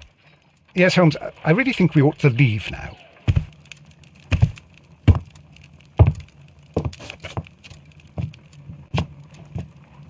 Mycroft. Sherlock. Oh, Mr. Holmes? Perhaps you don't remember me. I'm Dr. Watson. We met at the Diogenes Club a few years ago. I documented our encounter in a short story I gave the title The Greek Interpreter. He does remember you, Watson. My brother remembers everything, and that is why he is so valuable to the government. We're about to depart for the train station. I know. You know? Sherlock, I need your help. There are people who presently threaten both our country and the Crown itself. You must help us with those methods of yours. Need? Help? Those are not words I would readily associate with you, Mycroft. I wrote you a letter, but you did not reply. And this is not about politics. It's about people. People similar to those whom you pretend to defend in your petty detective affairs. Everything is about politics with you, Mycroft. I'm not interested. Have some of your agents, your spies, or worse, undertake this job of yours. You are defending your people, and they have little to do with the people I choose to help, I can assure you. That's the point. You think exactly as they do. Who are they? The Merry Men. He is talking about the Merry Men, a band of idealistic terrorists. Sherlock, do please think about it. They are planning something diabolical. Your country needs you. You need me, Mycroft, and you are not the country, although if your waistline expands very much further. Mrs. Hudson, tea will not be necessary. Dr. Watson, the train conductor, Mr. Parker, is aware that you will be 7 minutes late. You are in the 4th car. The train will be waiting for you. Sherlock, enjoy your time in Staffordshire. And do, please, at least write to me on your return.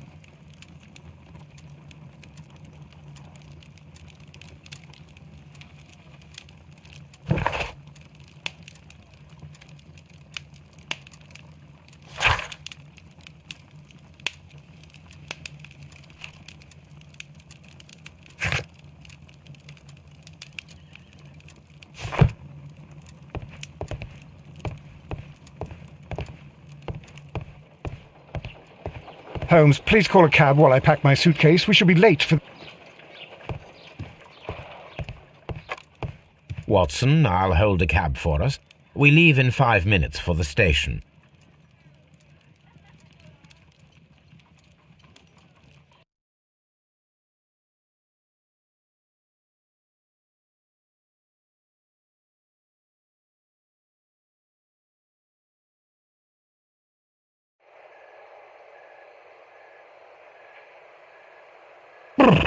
What a gloomy night.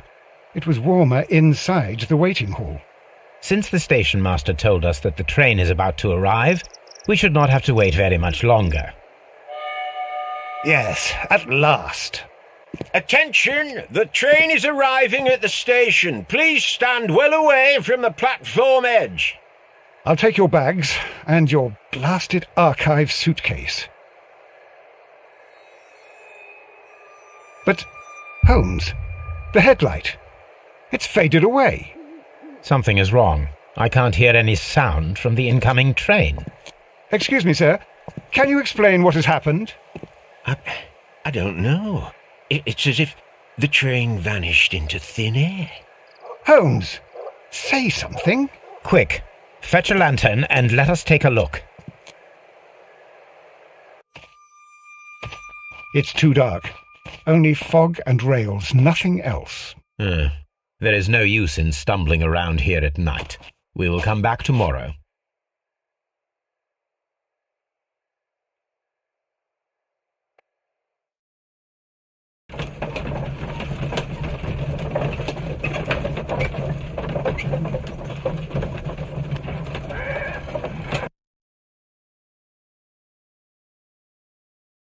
Well, here we are again at Evesham Station.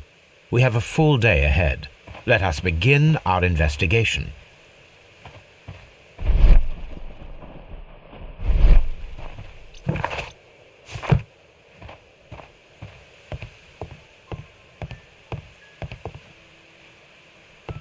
First of all, let us examine the area where the train disappeared.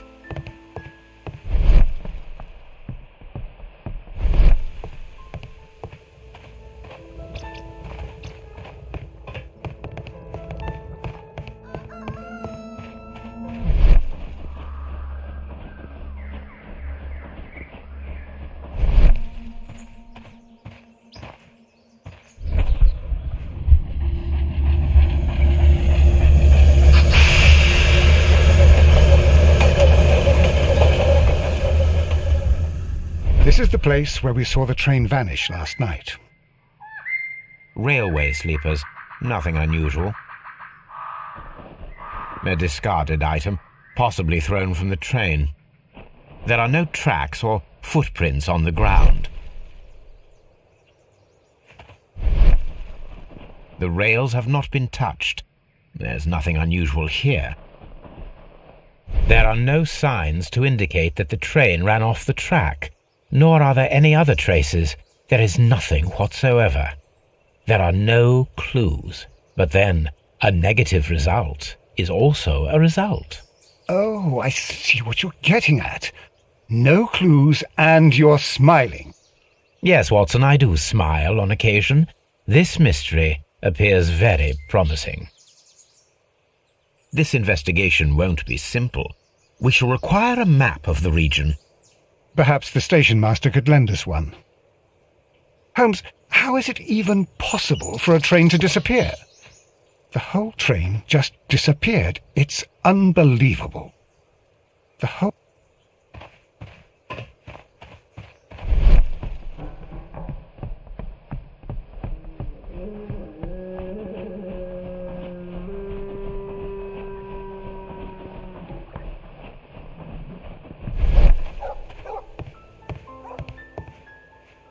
Good morning. Allow me to introduce myself. My name is Sherlock Holmes, and this is my friend and colleague, Dr. Watson. Yes, I remember you. I'm Station Master Everett. You were here last night. So, you are Mr. Holmes, the great detective. Will you be investigating what happened? I shall indeed. It is extraordinary that an entire train could disappear like that.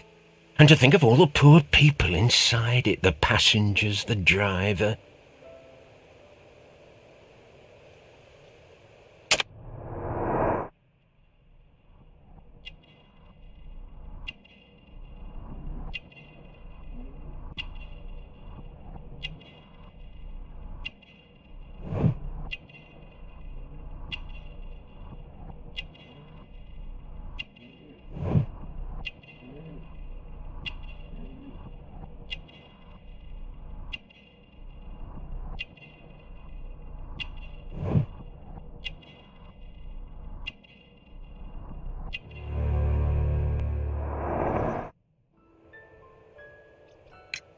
Could you please give us any details about the train?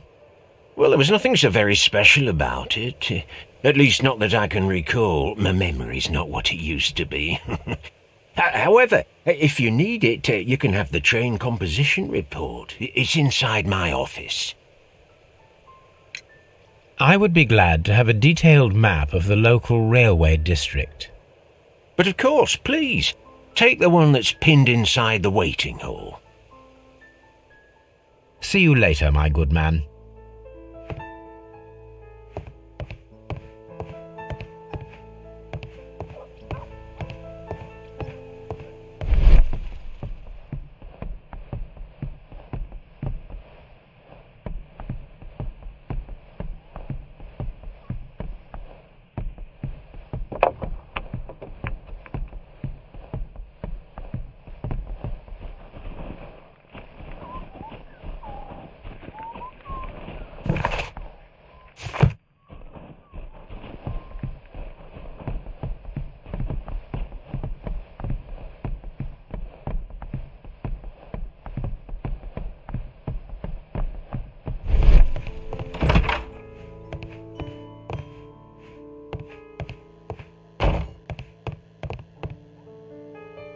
This map will be useful.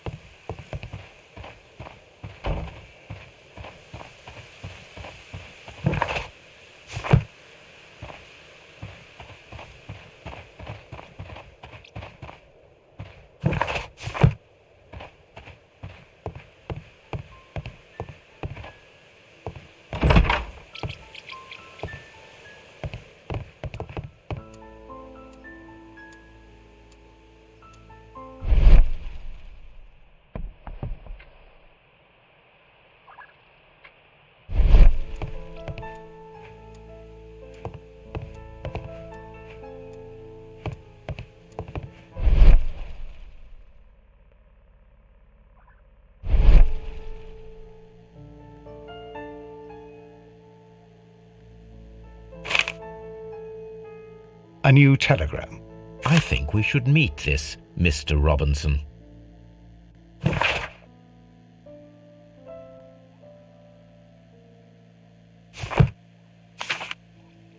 Here is the train set.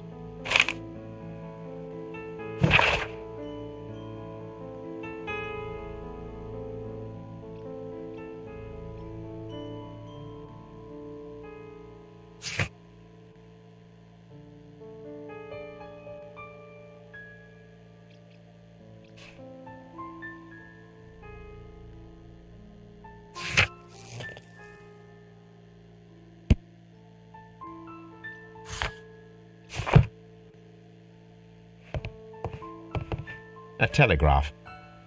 A telegraph.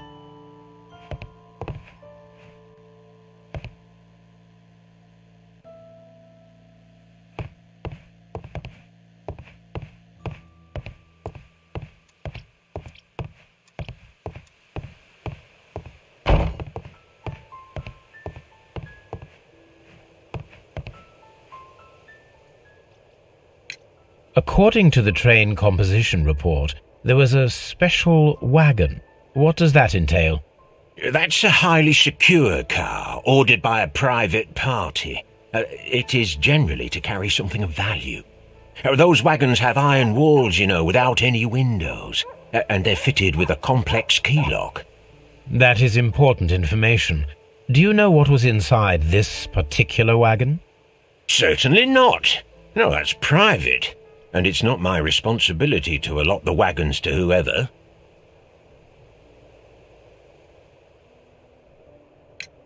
Was there anything exceptional about any of the passengers aboard the train? What do you mean? Like officials? I wouldn't know. Oh, but now that you mention it, yes, there was something. There was a message from Bridlington station saying that the train had been delayed because of an issue with the passengers. What kind of problem that they didn't say? That is interesting. You mentioned a problem at Bridlington Station.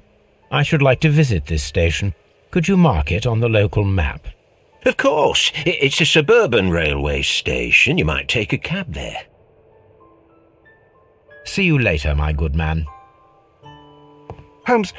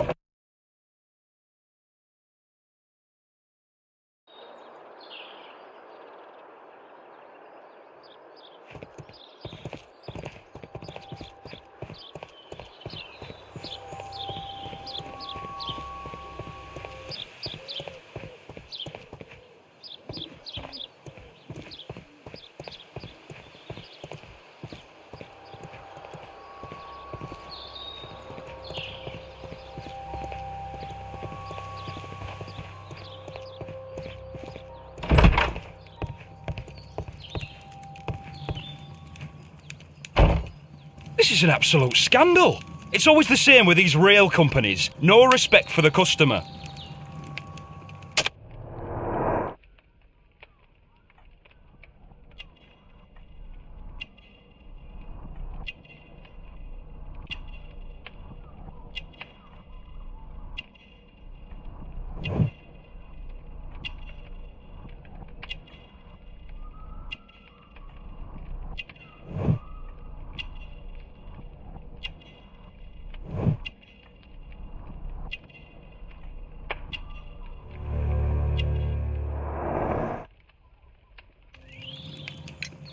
Please calm down, sir. What is your concern? Concern? What is my concern? I'll tell you what my concern is. Last night I were on the train as usual with my colleague, heading home. Then along came this ridiculous ticket inspector, who started arguing that our tickets were invalid. He made us get off the train, and he was extremely rude about it. Were you aboard the train that vanished last night? Yes, I heard that it disappeared.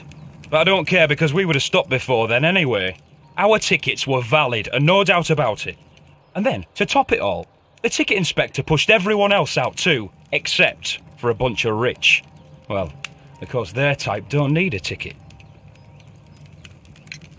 Can you recall anything more specific about this fortunate group? Well, yes. They were all foreigners. Spanish-looking toffs with snake eyes. Goodbye, sir.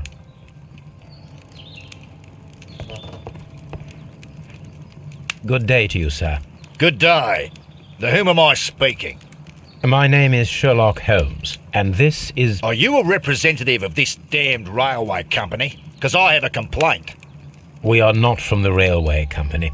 We are... Well, in that case, Mr. Shamrock Flomes, please excuse me, but I'm not in the mood for idle chit-chat at the moment.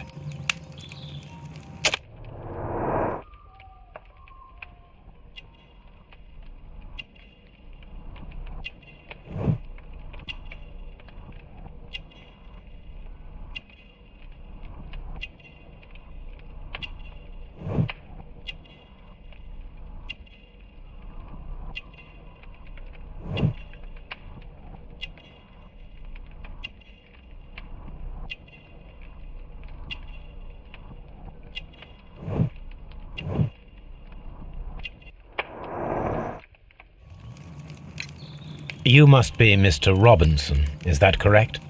Yes. I am leading the investigation of the disappearing train. It would help if you could answer my questions. Ah, well, all right. I have nothing to hide. I presume it was you who placed the order for the special wagon. Yes. It was to transport my valuable prototype safely to London. My prototype is a revolutionary device. It is capable of producing electricity. I'm a businessman and an engineer. I had already found several potential customers for my invention, but I was very optimistic about the directors' board who were travelling on the train last night. You mentioned a directors' board. Which company do they own? The Chilean Barcazas Company. I had made an appointment with them. Now they are lost, along with the train and my prototype. What do you know about the Barcazas Company? It's a large South American company. They showed a great deal of interest in my prototype, and they seemed wealthy enough to do business with. This revolutionary machine of yours, was it very valuable? For God's sake, sir, it is priceless. It could change the world we live in, and yet I was selling it for almost nothing. I am a humanitarian, you see. I do not know if I will ever be able to get over this disaster. I cannot believe that it disappeared with that damned train. Mr. Robinson, could you please clarify? Were you travelling alongside your prototype? Yes, I was. But I had to step off the train. And all because of this stupid station master. I received a telegram declaring that an important person, a Mr. Bromsby, wished to see you in the waiting room.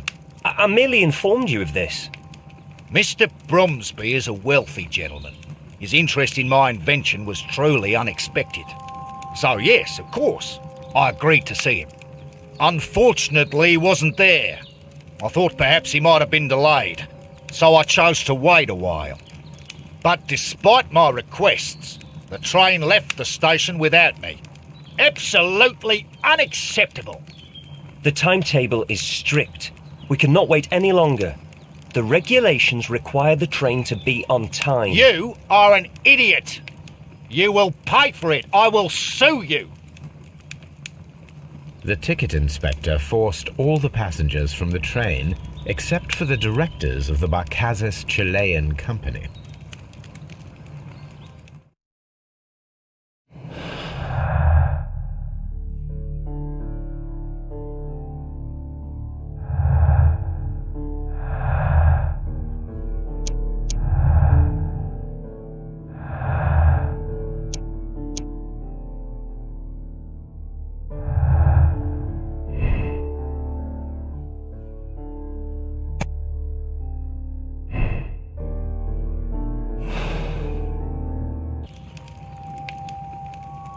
I will not.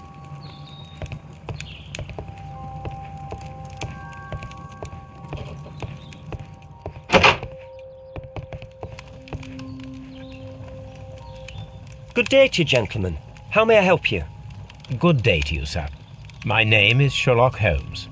I am investigating the unfortunate disappearance of last night's train. I see. I'm Station Master Bertram, but my supervisor has not informed me about this. I do not know if... Do not worry. I have only a few questions.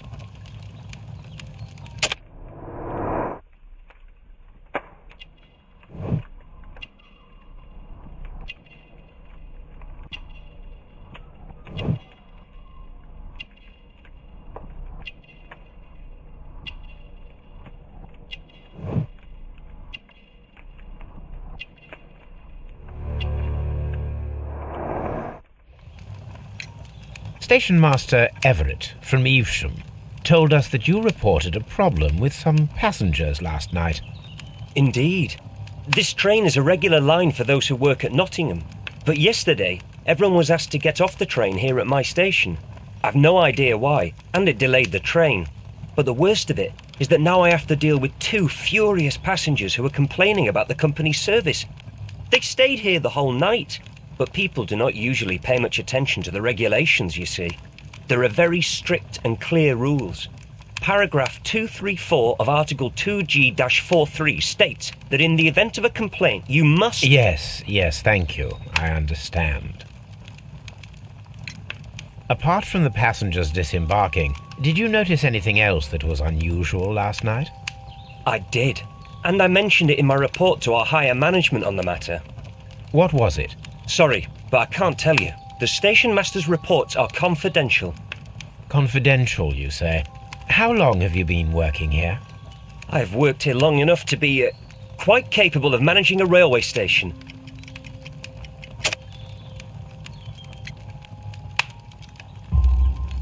Let me speak frankly, Mr. Bertram. Your age and your lack of confidence in your position are quite apparent.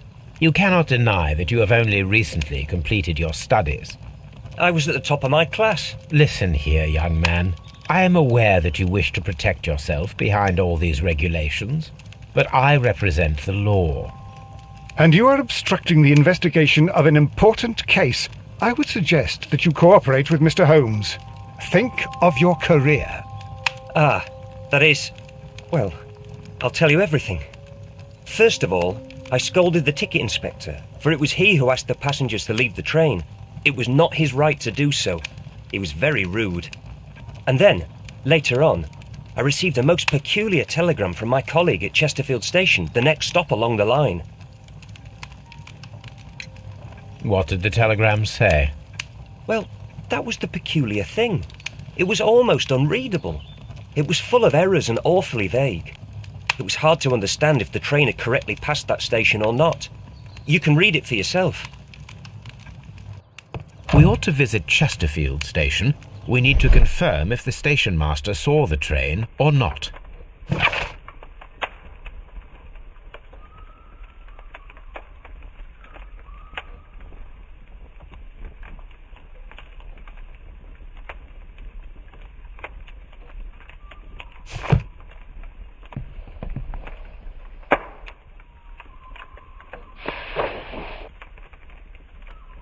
The insurance policy for Robinson's machine. A significant sum.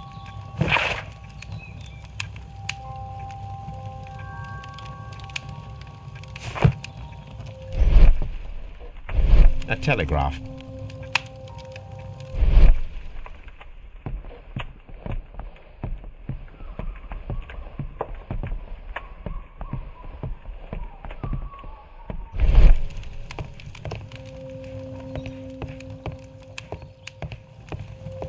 Don't touch anything, please. Don't touch...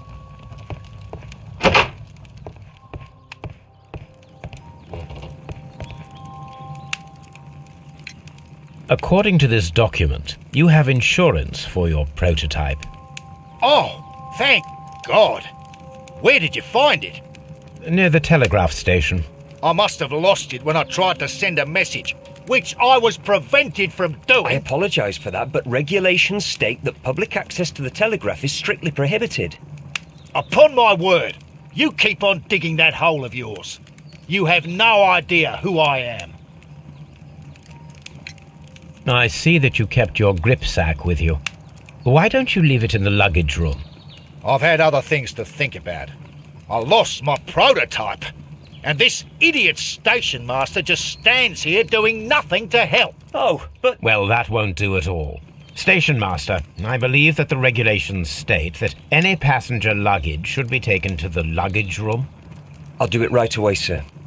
Sorry, sir. This Robinson is quite a character. We should learn more about him. Holmes,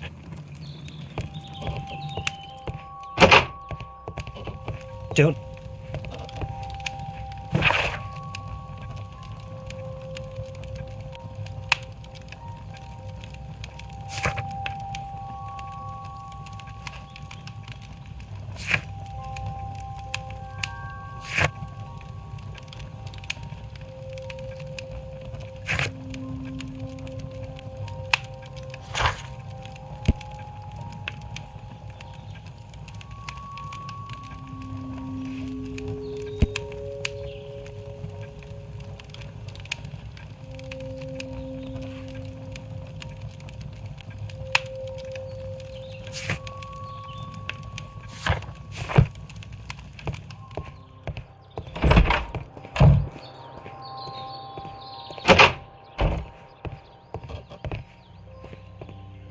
Railway post bags.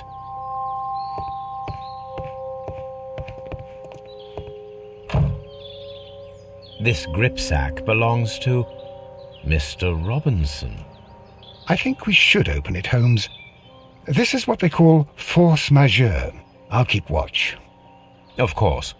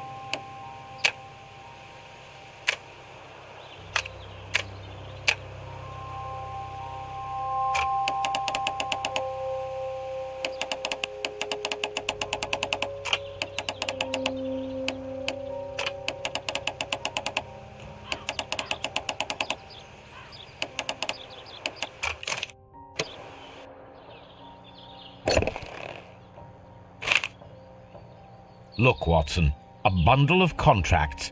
Very suspicious. We should study them carefully. An exclusive sales contract.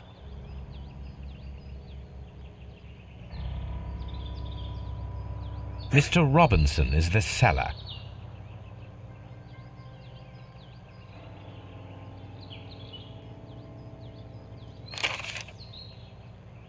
Yet another exclusive sales contract.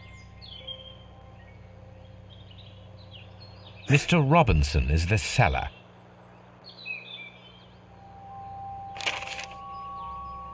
Yet another exclusive sales contract.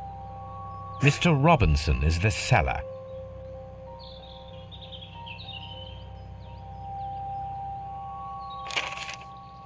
Yet another. Mr.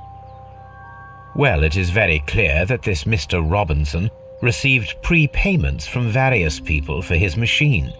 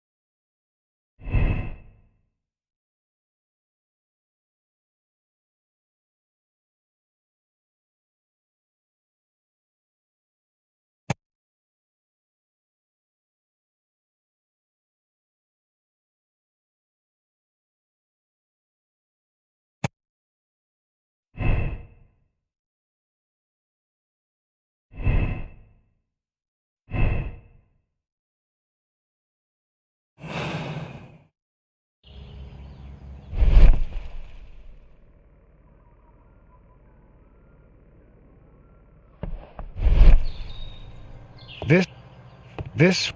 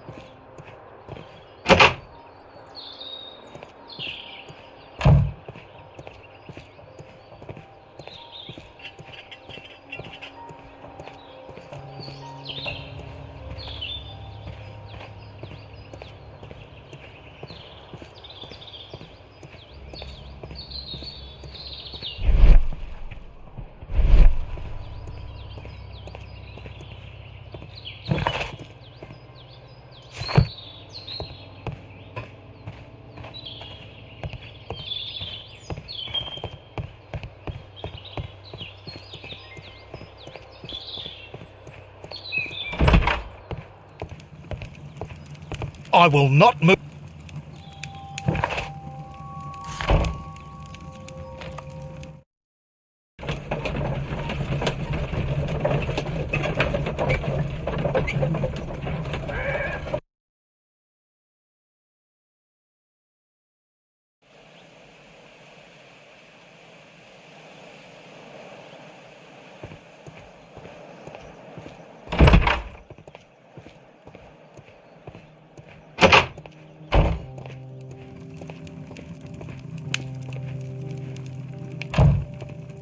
could he fall asleep at work like this?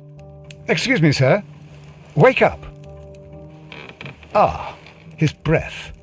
He must have swallowed half a distillery. And that explains the how. By his sleeping off the alcohol, you mean? Wake up, please, sir. Huh? What? The 18-hour 72 train has arrived? Good day to you. We are investigating the disappearance of last night's train, and we should like to ask you a few questions.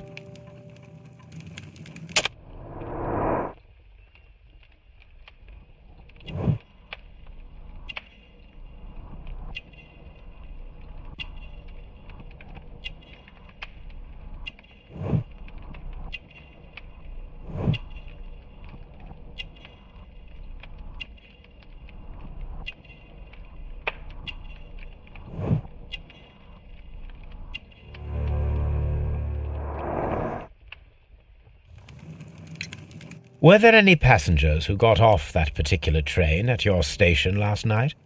No, nobody, it seems to me. Although I did not leave my office, so... No doubt you were very busy. You don't say. You can't ever get any peace around here. Now you have to send a telegram each time a train arrives and departs. Station Master Bertram from Bridlington showed me a strange telegram that he received from you last night. It concerned the train, but it was barely comprehensible. What? He's a fastidious little twerp, that Bertram. I remember everything quite clearly.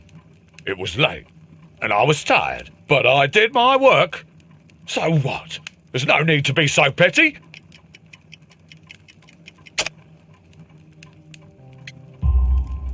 You were not tired, you were inebriated. Tell me the truth now, or I shall not hesitate to document your state in my report. My friend means that you will end up by being sacked from your position. All right. So I was drunk. I don't remember all of yesterday, to be truthful to you. Please don't go harsh on me. Holmes, this man has consumed a considerable amount of alcohol. He's not entirely helpless yet, but...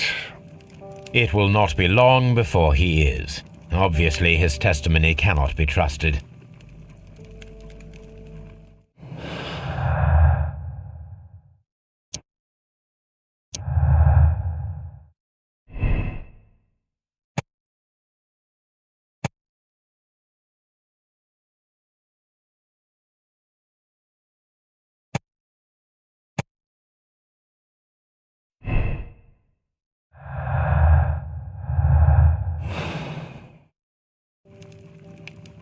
Oh.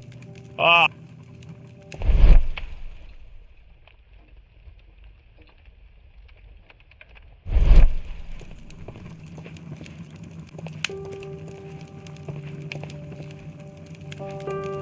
I had thought that all station masters knew the Morse code, but apparently not. A telegraph.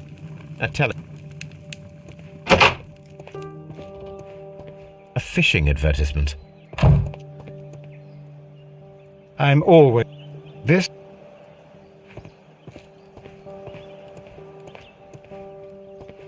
This bin is full of empty bottles. This...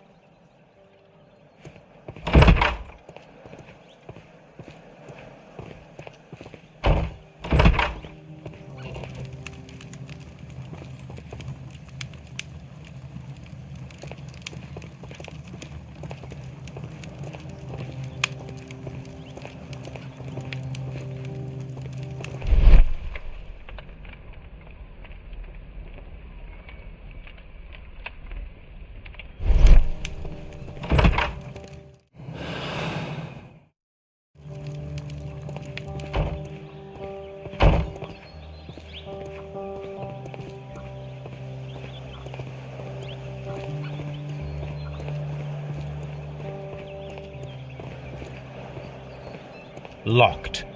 There is no sense in asking the station master to open it. We shall have to pick the lock.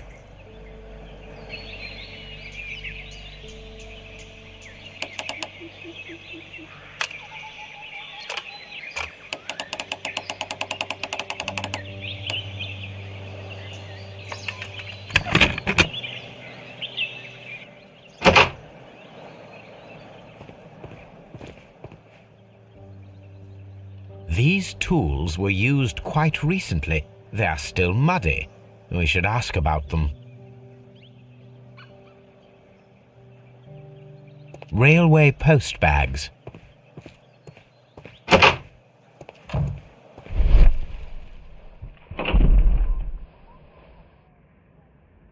Bags were recently dragged here. French wine, a remarkable vintage. These bottles are too expensive for a station master's wage.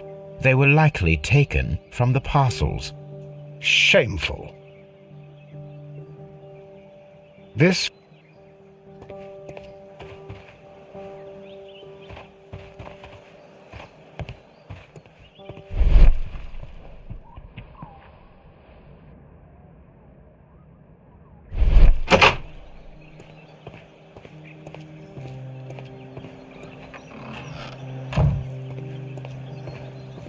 A handcar wheelbase.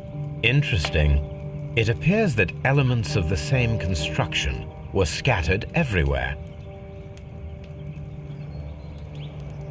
Watson, please tell me, do you believe in magic? Of course not, Holmes. Then you are of the opinion that a train cannot simply disappear? Well, we both know that that is obvious. Why are you asking such peculiar questions? A little patience, Watson. You will understand my point quite soon. So, are you quite certain that you saw the train at Evesham Station? Yes, of course. We saw it coming. The headlights, and heard the whistle. But that is it. We didn't see the train itself. Oh, Holmes, I'm a little confused.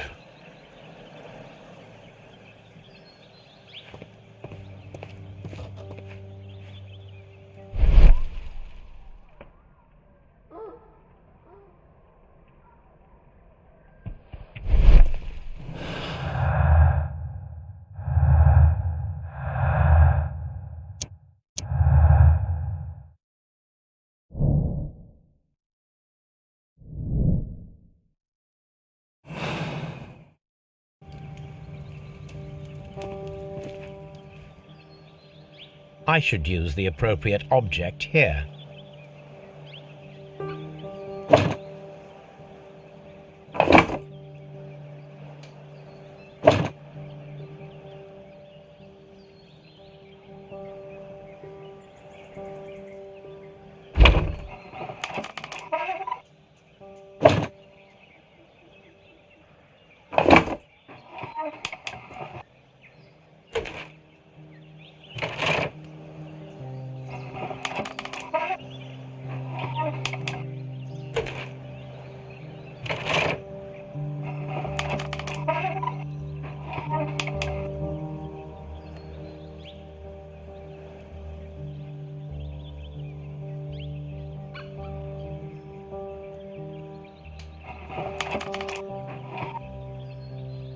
I should use the appropriate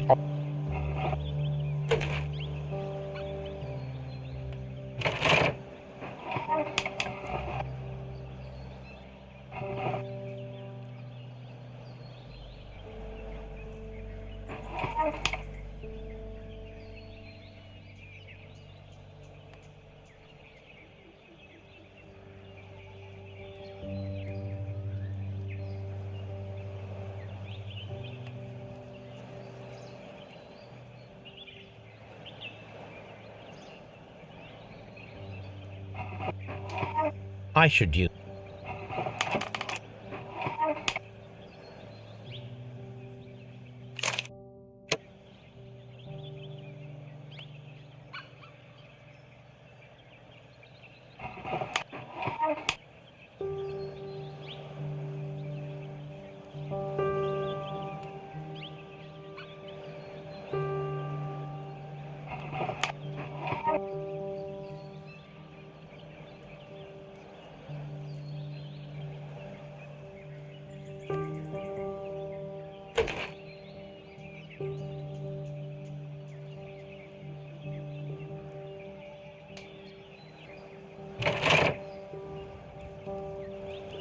So, now here we have the fake train.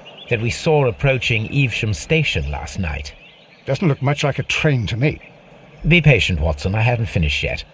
Try using your imagination. Our train requires only a headlight and a steam whistle.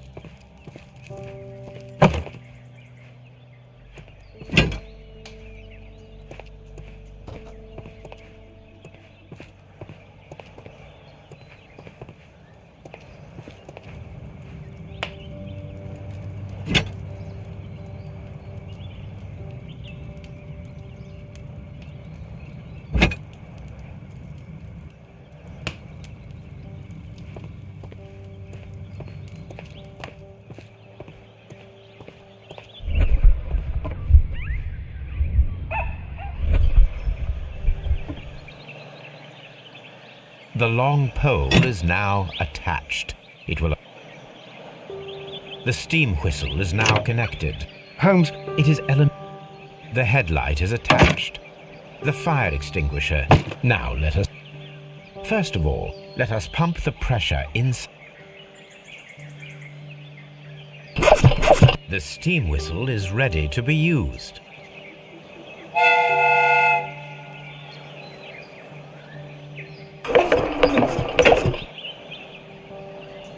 Watson, I do believe that we have created an exact replica of the train that vanished in front of us last night.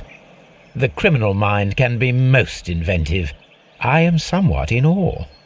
So such a thing is possible.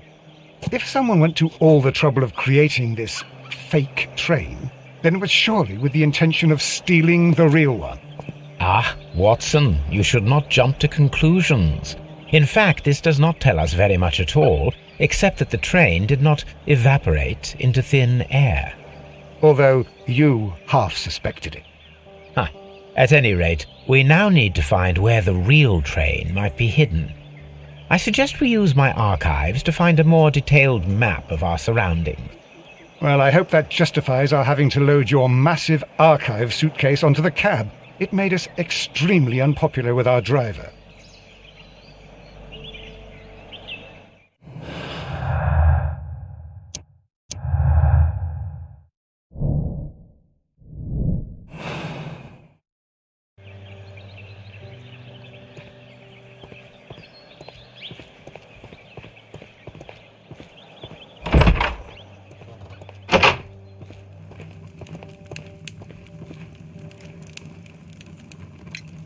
You have quite a number of dirty tools lying around here.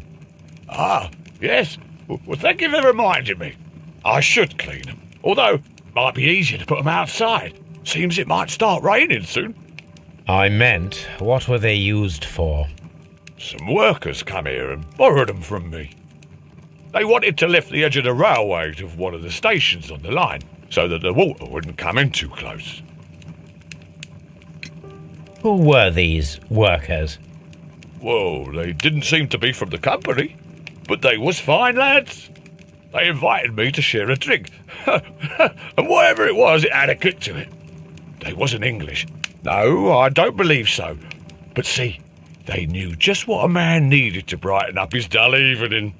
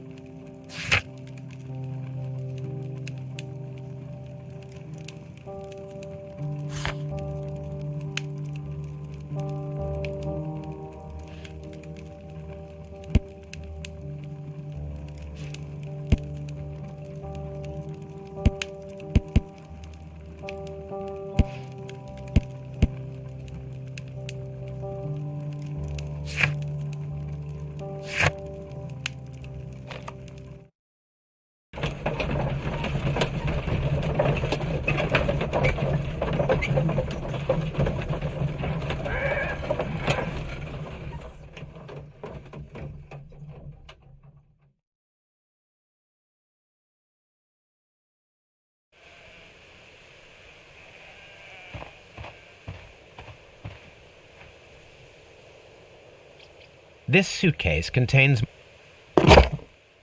Now we have 2 maps. We must combine them properly.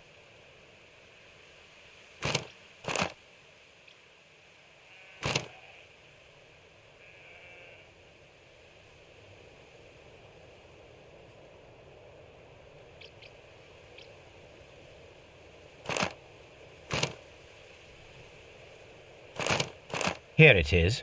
There is a side branch to the railway. Its first switch is located between Bridlington and Chesterfield stations. There is one more station to be visited.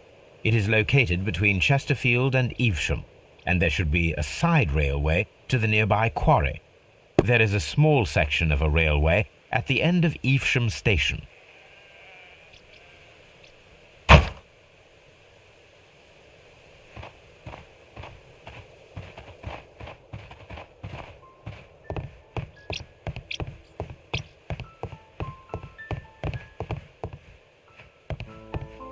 The entire trip. The entire...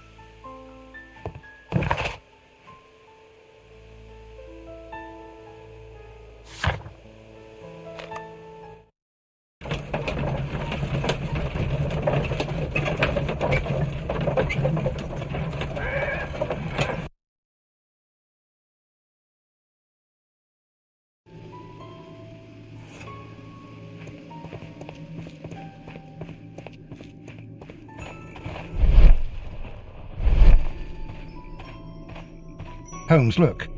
There's a flooded area over here. I believe that the flooded area might be worth checking.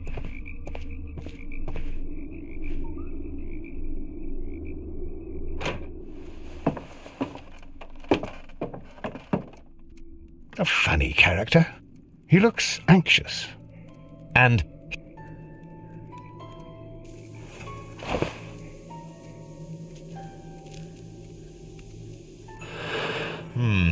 This scent is familiar to me, but in order to recognize it, I must combine my associations into one picture.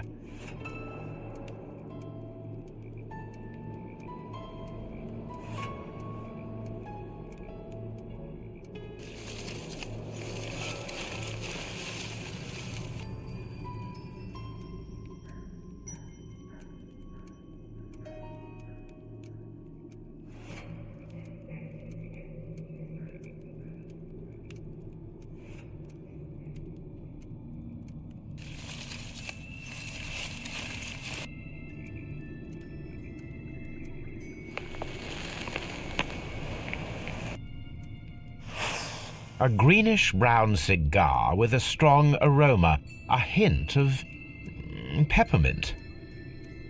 Ricardo. You already know the name of this man? Holmes, you amaze me. No, Watson, I refer to the cigar. It is a Ricardo Tarrant, a Mexican cigar of an excellent quality. Quite an expensive one, too.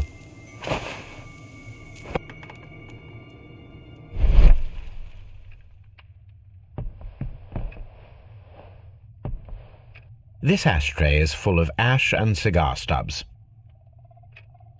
A greenish-brown cigar with... These ashes and cigar stubs are similar to the one... That means that the fellow spent several days here. Well concluded, my dear fellow. Apparently, there was a conflict between the Mexicans and the Chileans. This ashtray is full...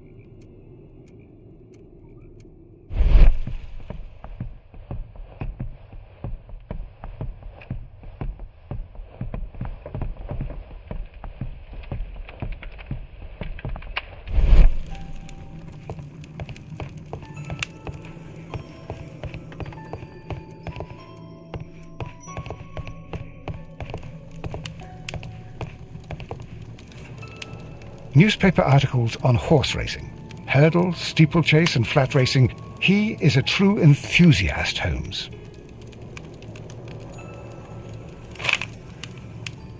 Betting slips for horse racing.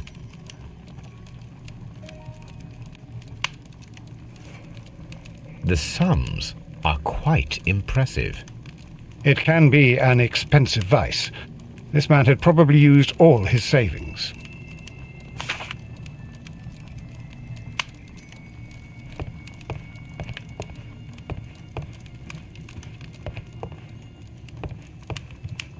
A telegraph.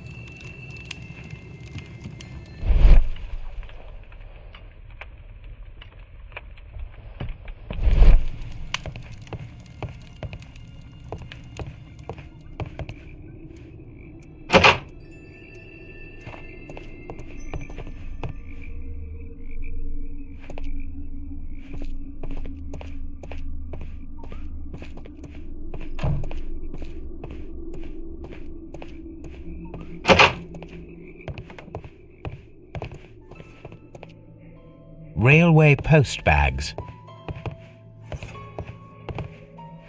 This post bag belongs to the station master.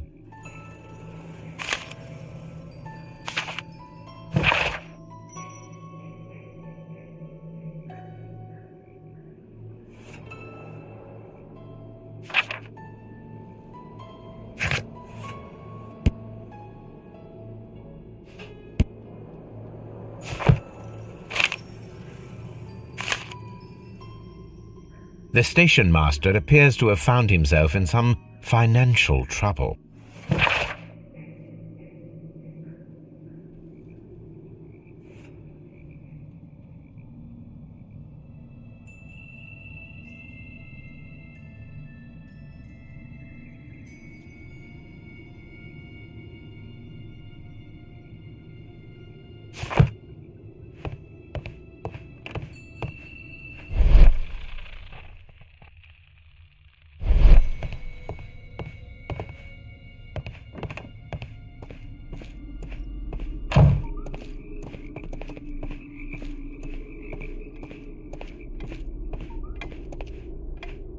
Good day to you, sir.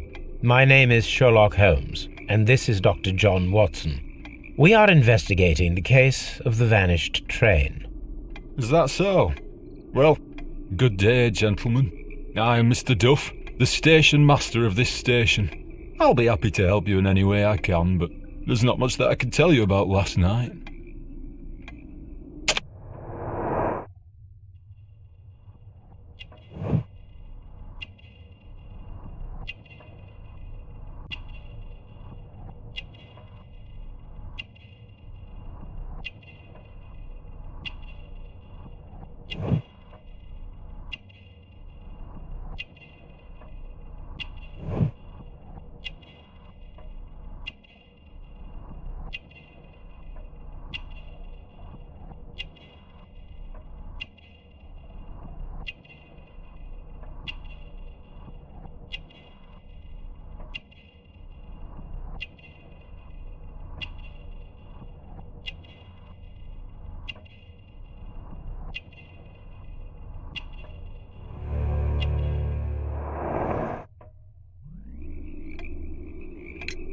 It appears that you may be at risk of some flooding along the line here. You mean that the whole bloody lake is at our feet? Quite so. But it is strange, because according to my map there should be a quarry here, and behind that the lake. How should I know? I only arrived here a few months ago. And where did you work before that? I was working in Nottingham, but I asked for a quieter place, so they transferred me here. Life is cheaper. I can't really complain. Did any passengers leave or board the train last night? No. I saw no one as usual. I reported the train's passage by telegraph, just the same as all the other nights. I observe that you are a gambling man, Mr. Duff. You had hoped that your relocation to this small town might have helped ease your addiction, but it was not to be. I beg your pardon? Addiction to what? We found a number of horse racing tickets inside your office. Well, we all have our weaknesses. An expensive obsession, surely, for a station master. It is none of your business. I occasionally attend the races with my colleagues. And anyway, that's my private life. There was a gentleman of Mexican origin, I believe, in the waiting room. Did you notice him? What? A Mexican? Here in the back of beyond? Are you quite sure about that? Goodbye, sir. It is obvious that we cannot inspect the quarry. Instead, we can check the beach area around the flooded lake.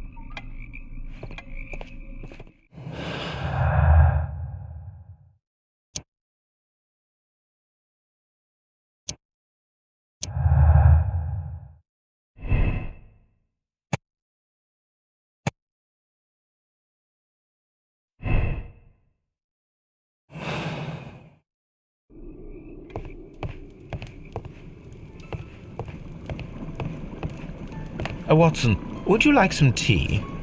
No. Watson, would... No.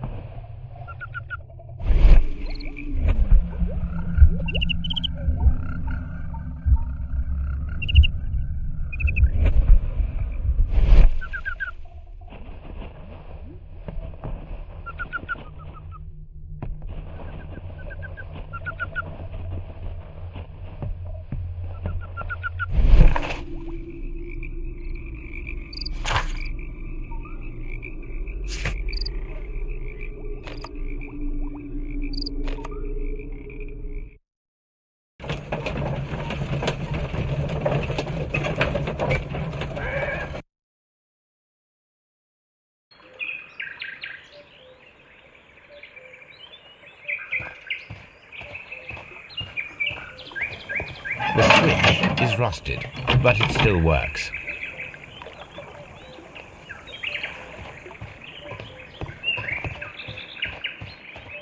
Mines. This is interesting.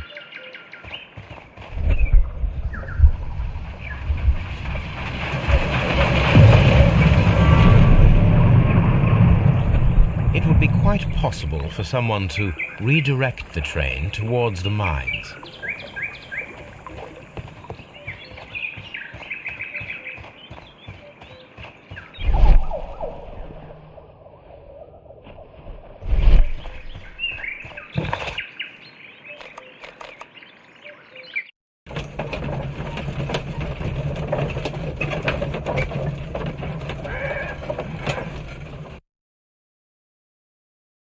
Here are the mines, Holmes. They appear to be abandoned.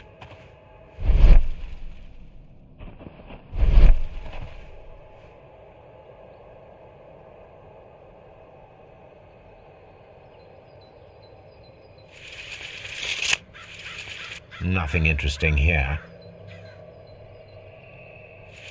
Nothing interesting here. Nothing interesting here. Nothing interesting here. Nothing interesting here.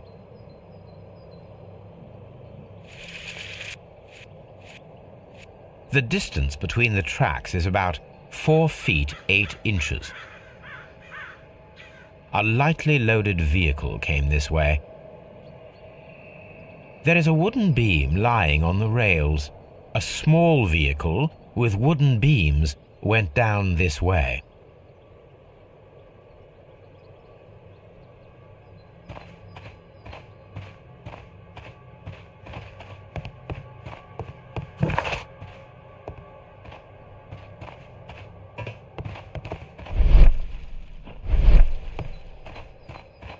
This mine has completely collapsed, Holmes. It is curious, but to be truthful, I am not entirely surprised. It's difficult to follow you, Holmes.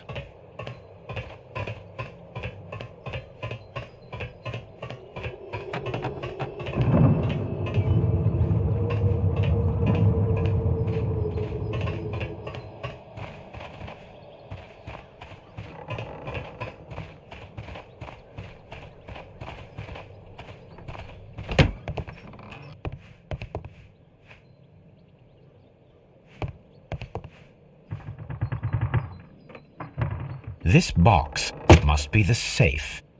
Let's open it.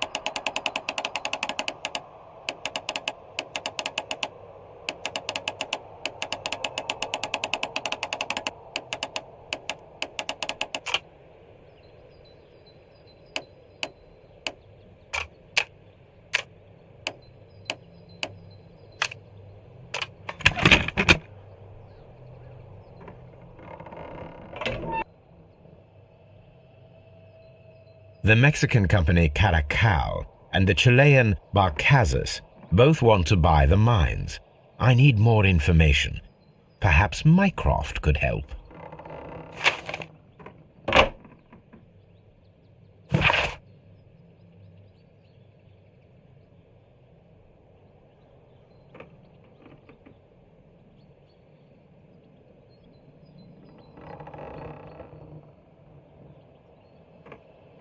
Watson, it seems that both South American companies were involved in the purchase of the mine. The man at Doncaster who flared our approach, he smokes Mexican cigars. Perhaps... Yes, Watson. We should certainly speak with him.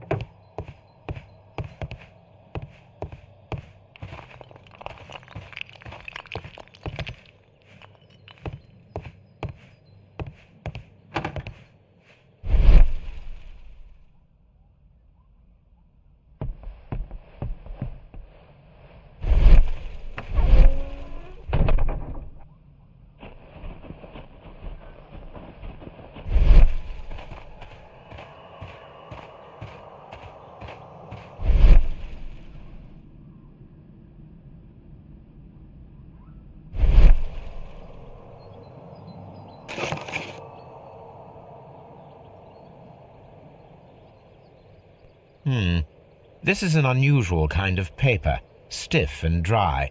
It was used for a specific purpose. Let us look inside.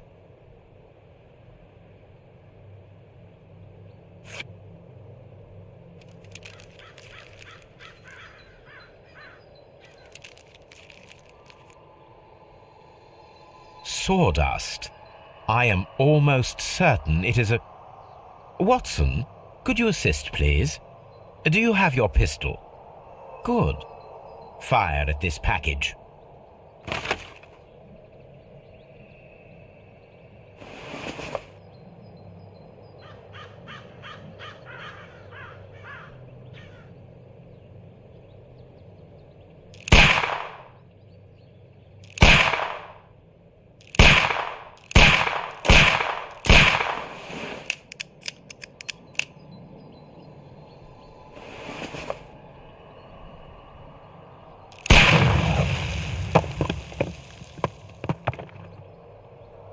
Dynamite.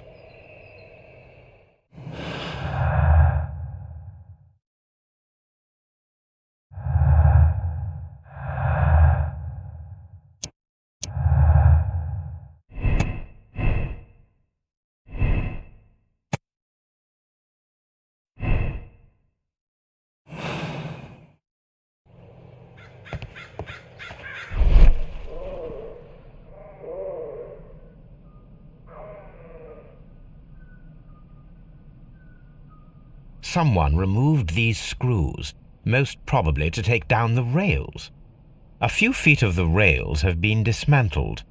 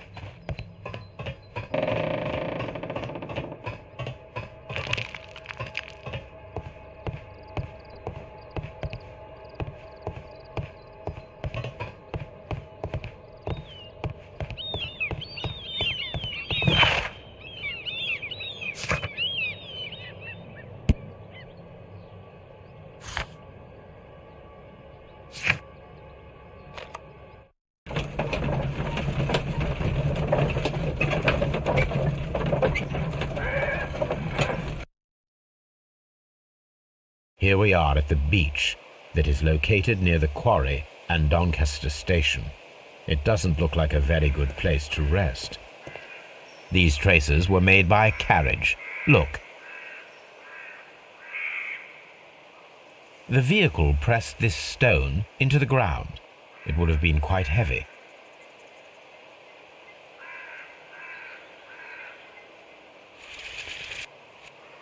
Nothing interesting here.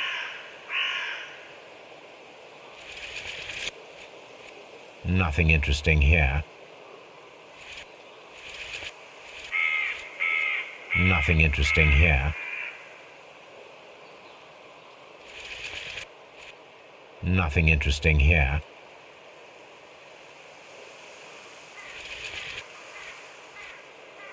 Nothing interesting here. Nothing interesting here.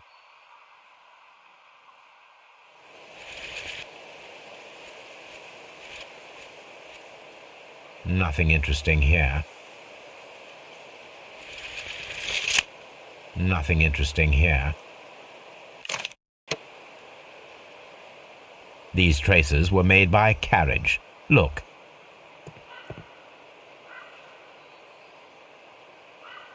The vehicle would have been heavy, as these tracks are quite deep.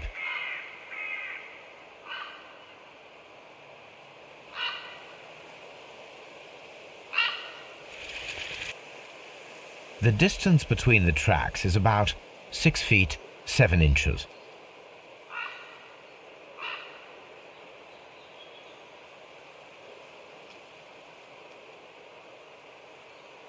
The vehicle pressed this stone into the ground. It would have been quite heavy. These traces are relatively fresh and were made by a large truck loaded with materials.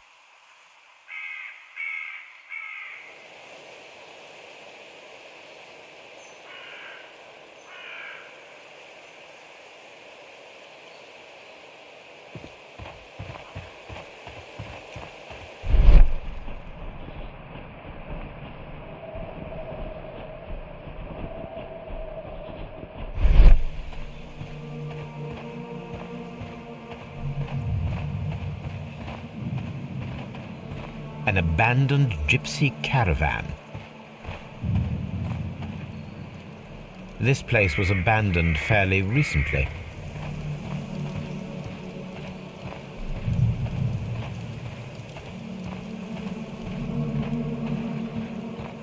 Observing the coastline and the moored boats, we are able to see that the lake's water level dropped. The lake has flooded the quarry. The dam was probably breached.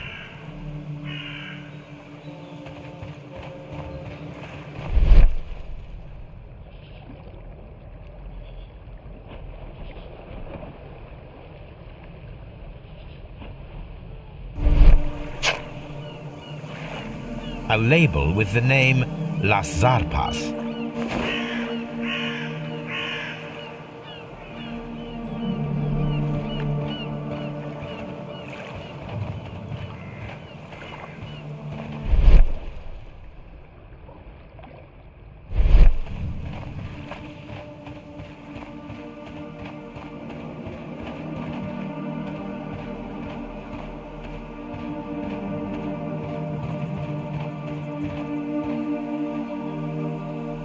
An advertisement for lake cruises.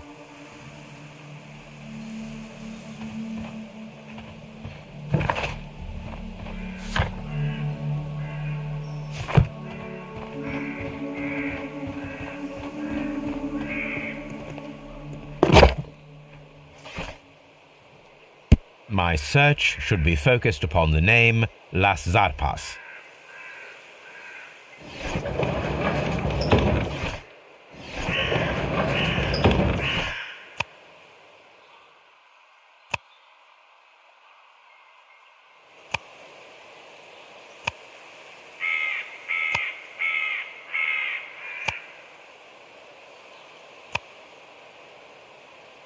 My search should be focused upon the name Las Zarpas.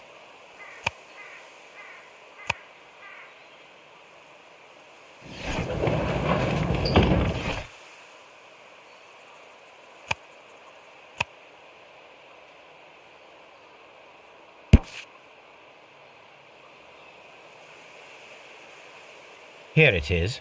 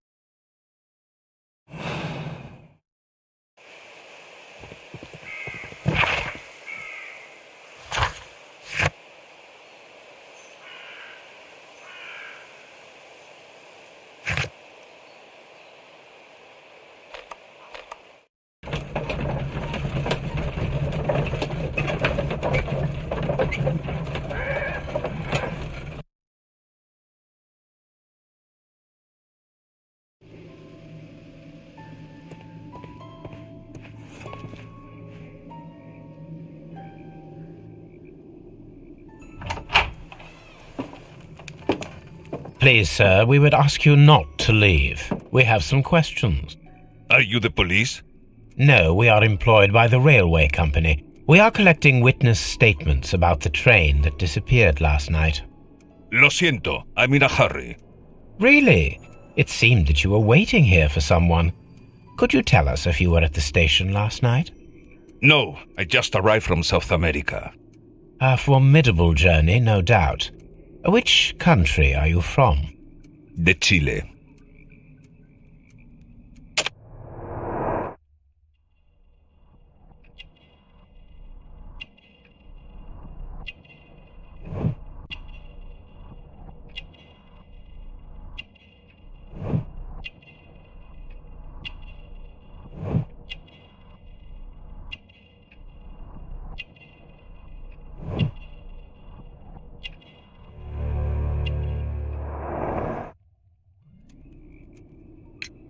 Chile?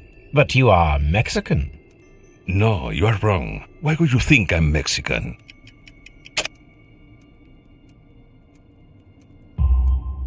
Because of your cigars.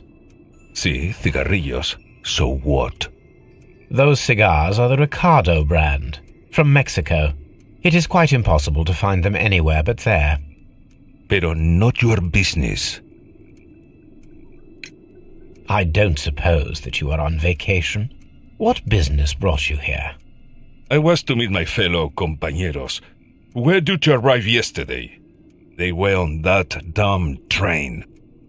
I will stay here and hope that the authorities find them, or their bodies. It's now my responsibility to repatriate them. Who authorized you to do that? The company I work for. Could you tell me the name of the company? It's not your concern. And what is your name? Enough questions. Buenas tardes. Not a very friendly man, and he is lying. He said that he just arrived, but we know that he has been here for several days.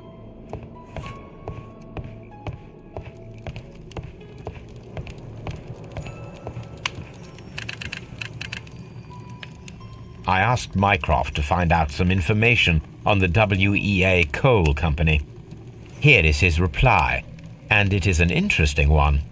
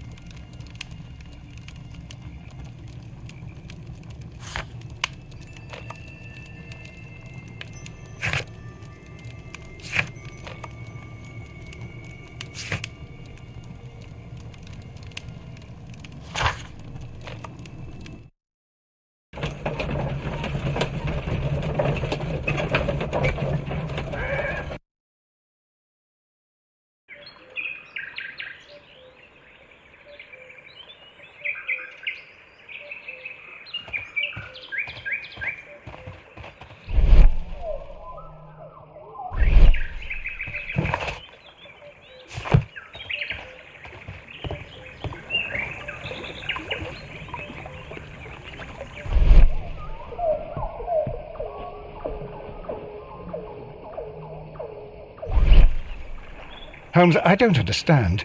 Why do you care so much about this business with the mines? What should we do next? Holmes,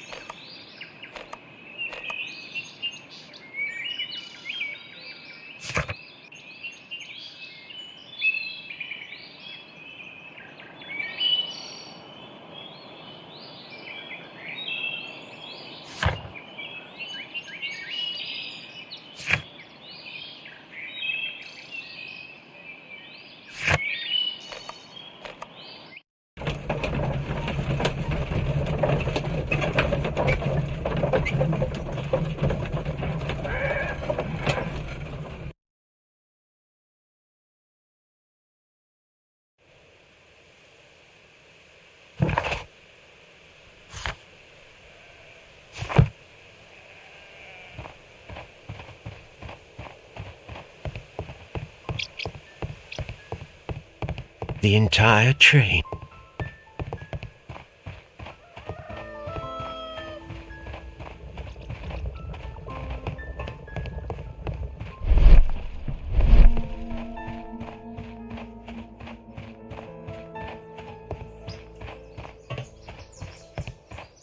Railway sleepers. They're discarded. There are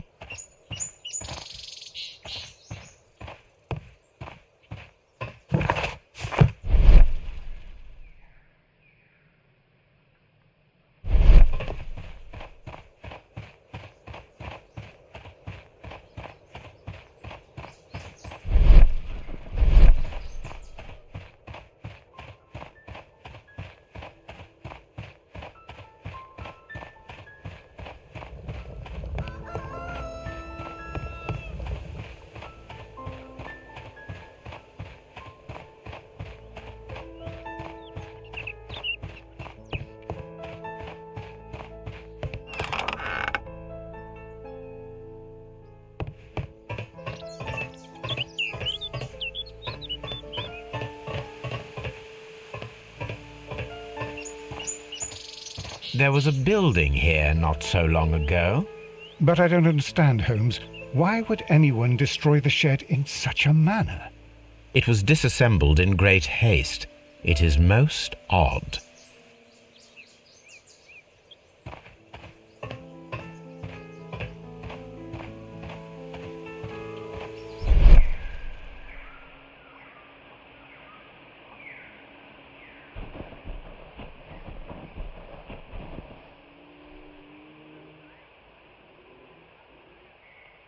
Traces.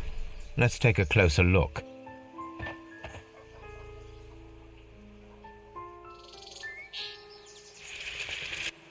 The distance between the tracks is about 6 feet 7 inches. The vehicle would have been heavy, as these traces are relatively fresh and were made by a large truck loaded with materials.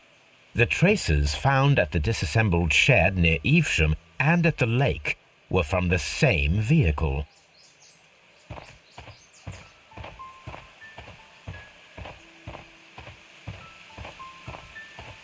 This road should lead to the town of Evesham. This road.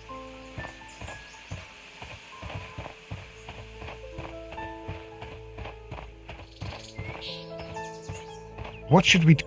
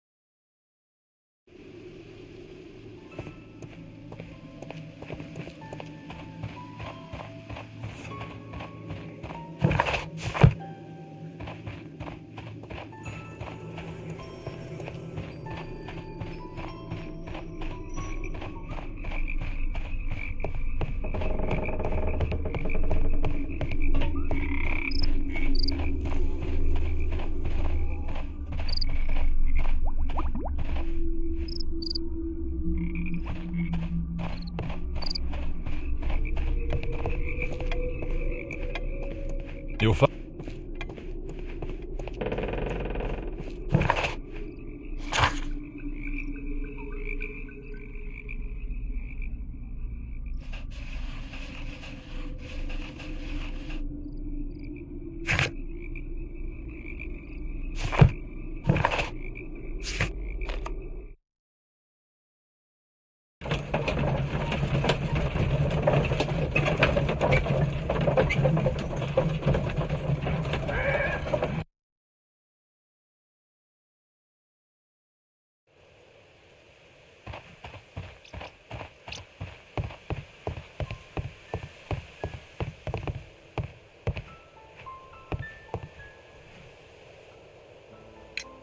It appears that there was a small warehouse near your station and that it was disassembled. Why is that? It was burgled overnight about 2 weeks ago. The police have already started their investigation, but I doubt that they'll find anything. What was inside the warehouse? Nothing of value. A few 100 feet of standby rails and some spare railway parts. But it wouldn't be easy to steal all of that. Why would anyone want to? See you later, my good man.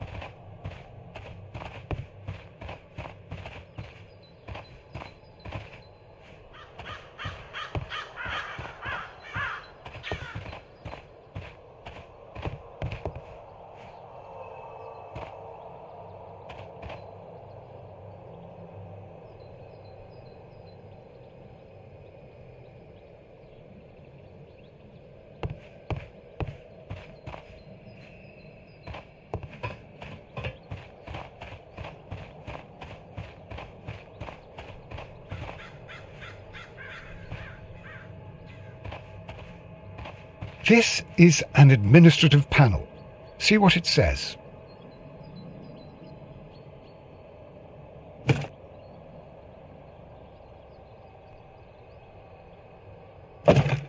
Watson, you are a gentleman, and gentlemen tend to carry handkerchiefs. Might I borrow yours? And where is your own? I haven't the faintest idea. Very well. Here it is.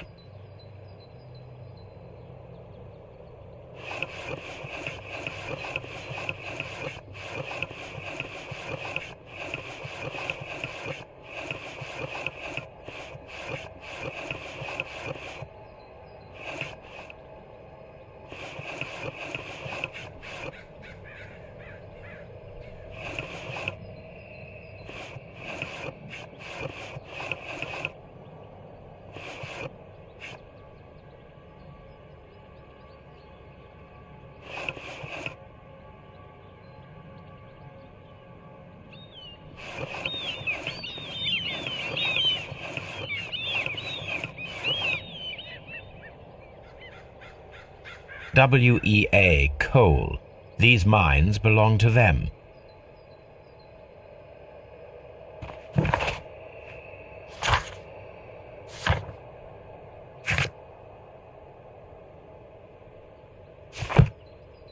WEA.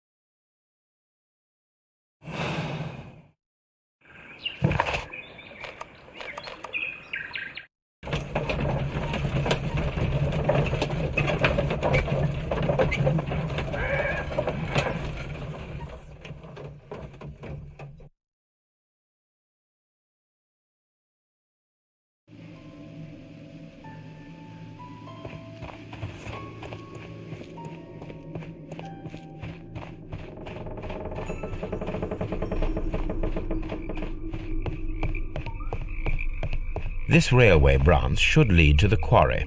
Let us take a look. The switch is rusted, but it still works.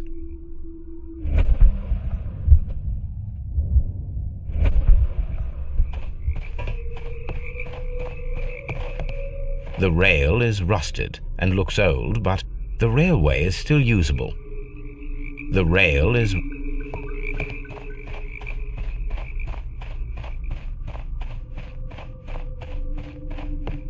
The railway ends here. That is strange.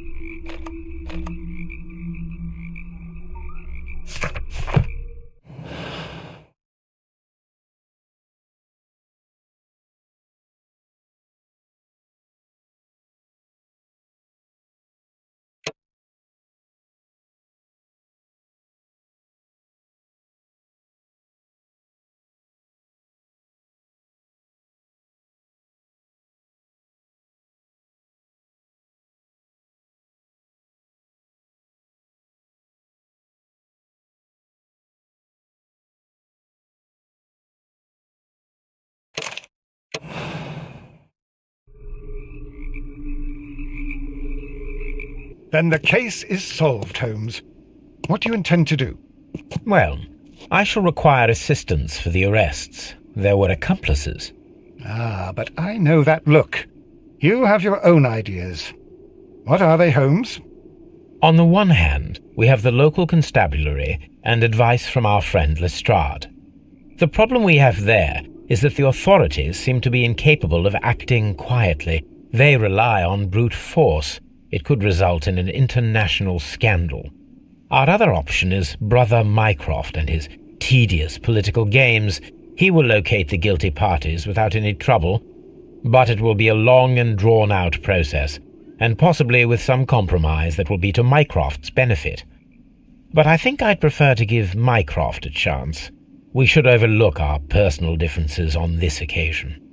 Let us go home, then. I'd like to begin writing a draft of this story. No, I did not say that we had finished here yet. Well, all right. What did I miss? Watson, we know that the Barkazas Company directors were drowned in the flooded quarry, along with the train and Robinson's prototype. But we still need to corner the guilty party. But how do you intend to prove... Oh, no. Please don't tell me we have to dive into the lake. Huh. You may rest assured that I have a far better idea. We have only to use our corrupt Doncaster station master as bait. He will unwittingly trap our Mexican friend. Of course, you already had a plan. I shall follow you, Holmes. Well, the case is solved, and we shall be heading home. And may we have 2 tickets to London, please? Right away. Wait a minute. You've solved the case? In a manner of speaking, can you believe that the rescue service miraculously saved one of the Chileans who were on board the train? The police have ordered his immediate escort to London on the next train. He pulled through, then? He's alive? Yes, by extreme good fortune. His condition is quite serious, and the method of transportation has its risk, but he will be held securely by the doctor and police officers. The gentleman carries some vital information on this case. I am sure of it. Ah, really? Your station will be famous, Mr. Duff. The journalists will be here before you know it. Goodbye, sir. Goodbye, gentlemen.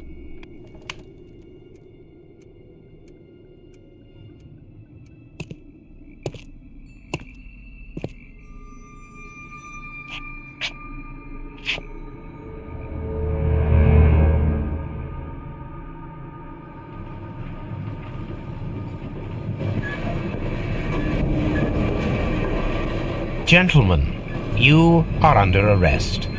Caramba! You traitor! You double-crossed me!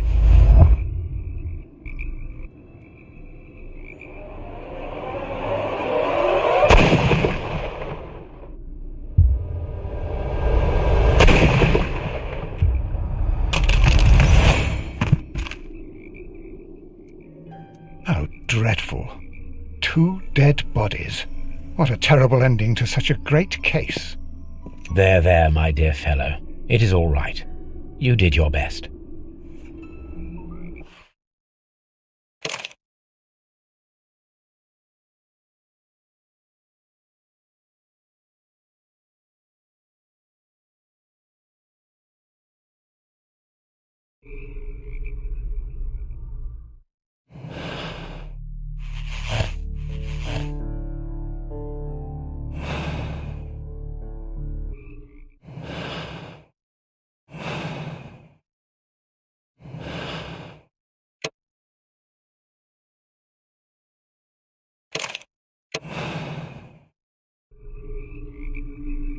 Then the case is solved, Holmes. Well, on the one hand... Let us go... No, I didn't... Well... Watson, we know that the Barkazas Company directors... But how do you intend to prove... Huh. You may rest... Of... Well, the case...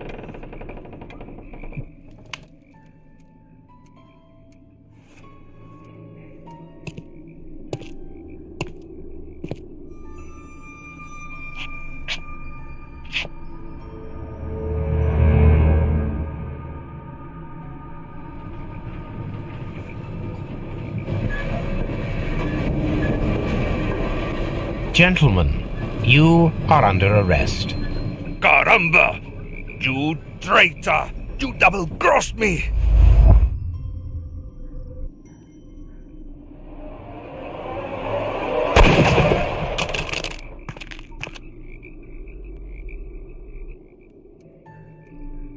Good shot, Watson. I always knew you were a talented marksman.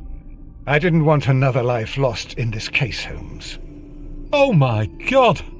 I thought I was a dead man. You shouldn't be so glad about it. You'll be up before the judge. Your testimony will be of great importance to the investigation. I would remind you that your cooperation will be the best way to ease your sentence. By the way, Watson, would you be so kind as to give me some shooting lessons later on? Yes, but not in our sitting room, and not with you wearing a blindfold.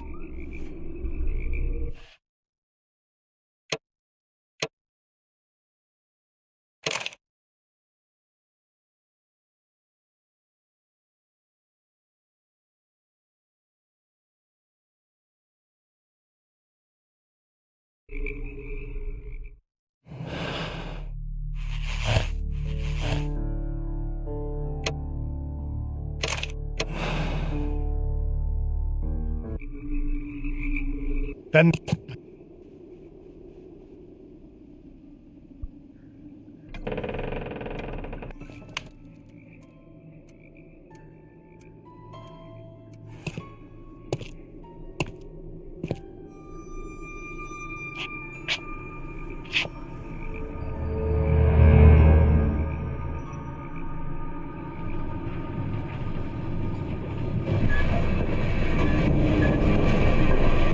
Gentlemen, you are under arrest.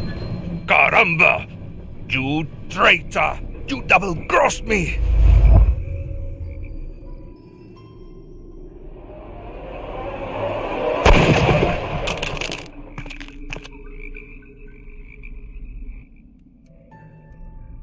Good shot, Watson. I always knew you were a talented marksman. I didn't want... Oh my God! I thought I was a dead man. You shouldn't be so glad about it. You'll be up before the judge. Your testimony will be of great importance to the investigation. I would remind you that your cooperation will be the best way to ease your sentence. By the way, Watson, would you be so kind as to give me some shooting lessons later on? Yes, but not in our sitting room, and not with you wearing a blindfold.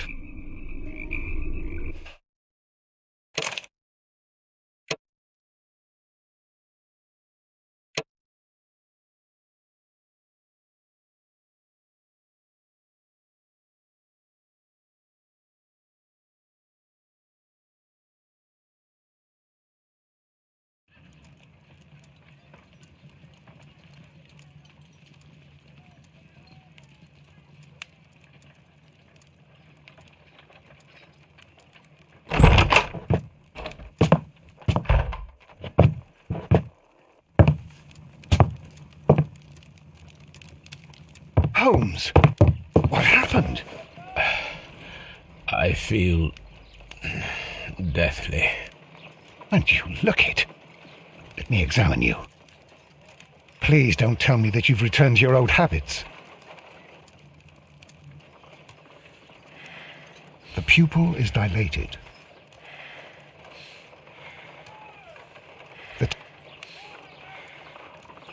I need to concentrate and count the heartbeats. I need to concentrate and count the heartbeats.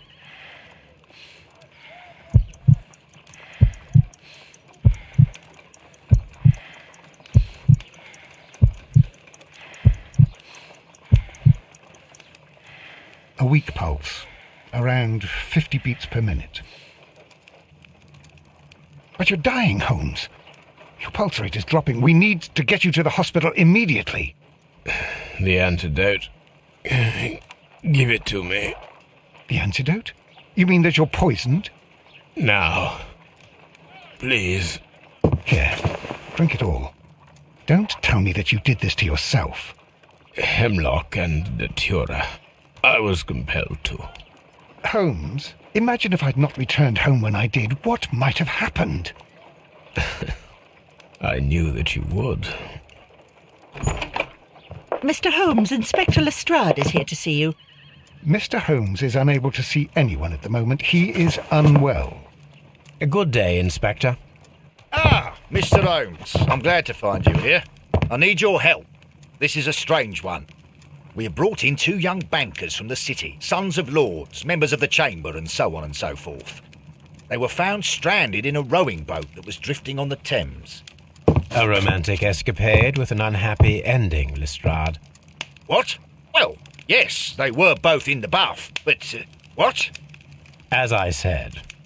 And they were tied together. You are lacking in imagination, Inspector. Well, no, I'm not. Anyway, there was a banner flapping about in the boat with the RMS Oceanic printed on it and signed by the Merry Men. The Oceanic? Isn't that the largest steamer ever built? Yes. And these 2 young banker chaps are sons of the owners of the White Star Line, the company that built it.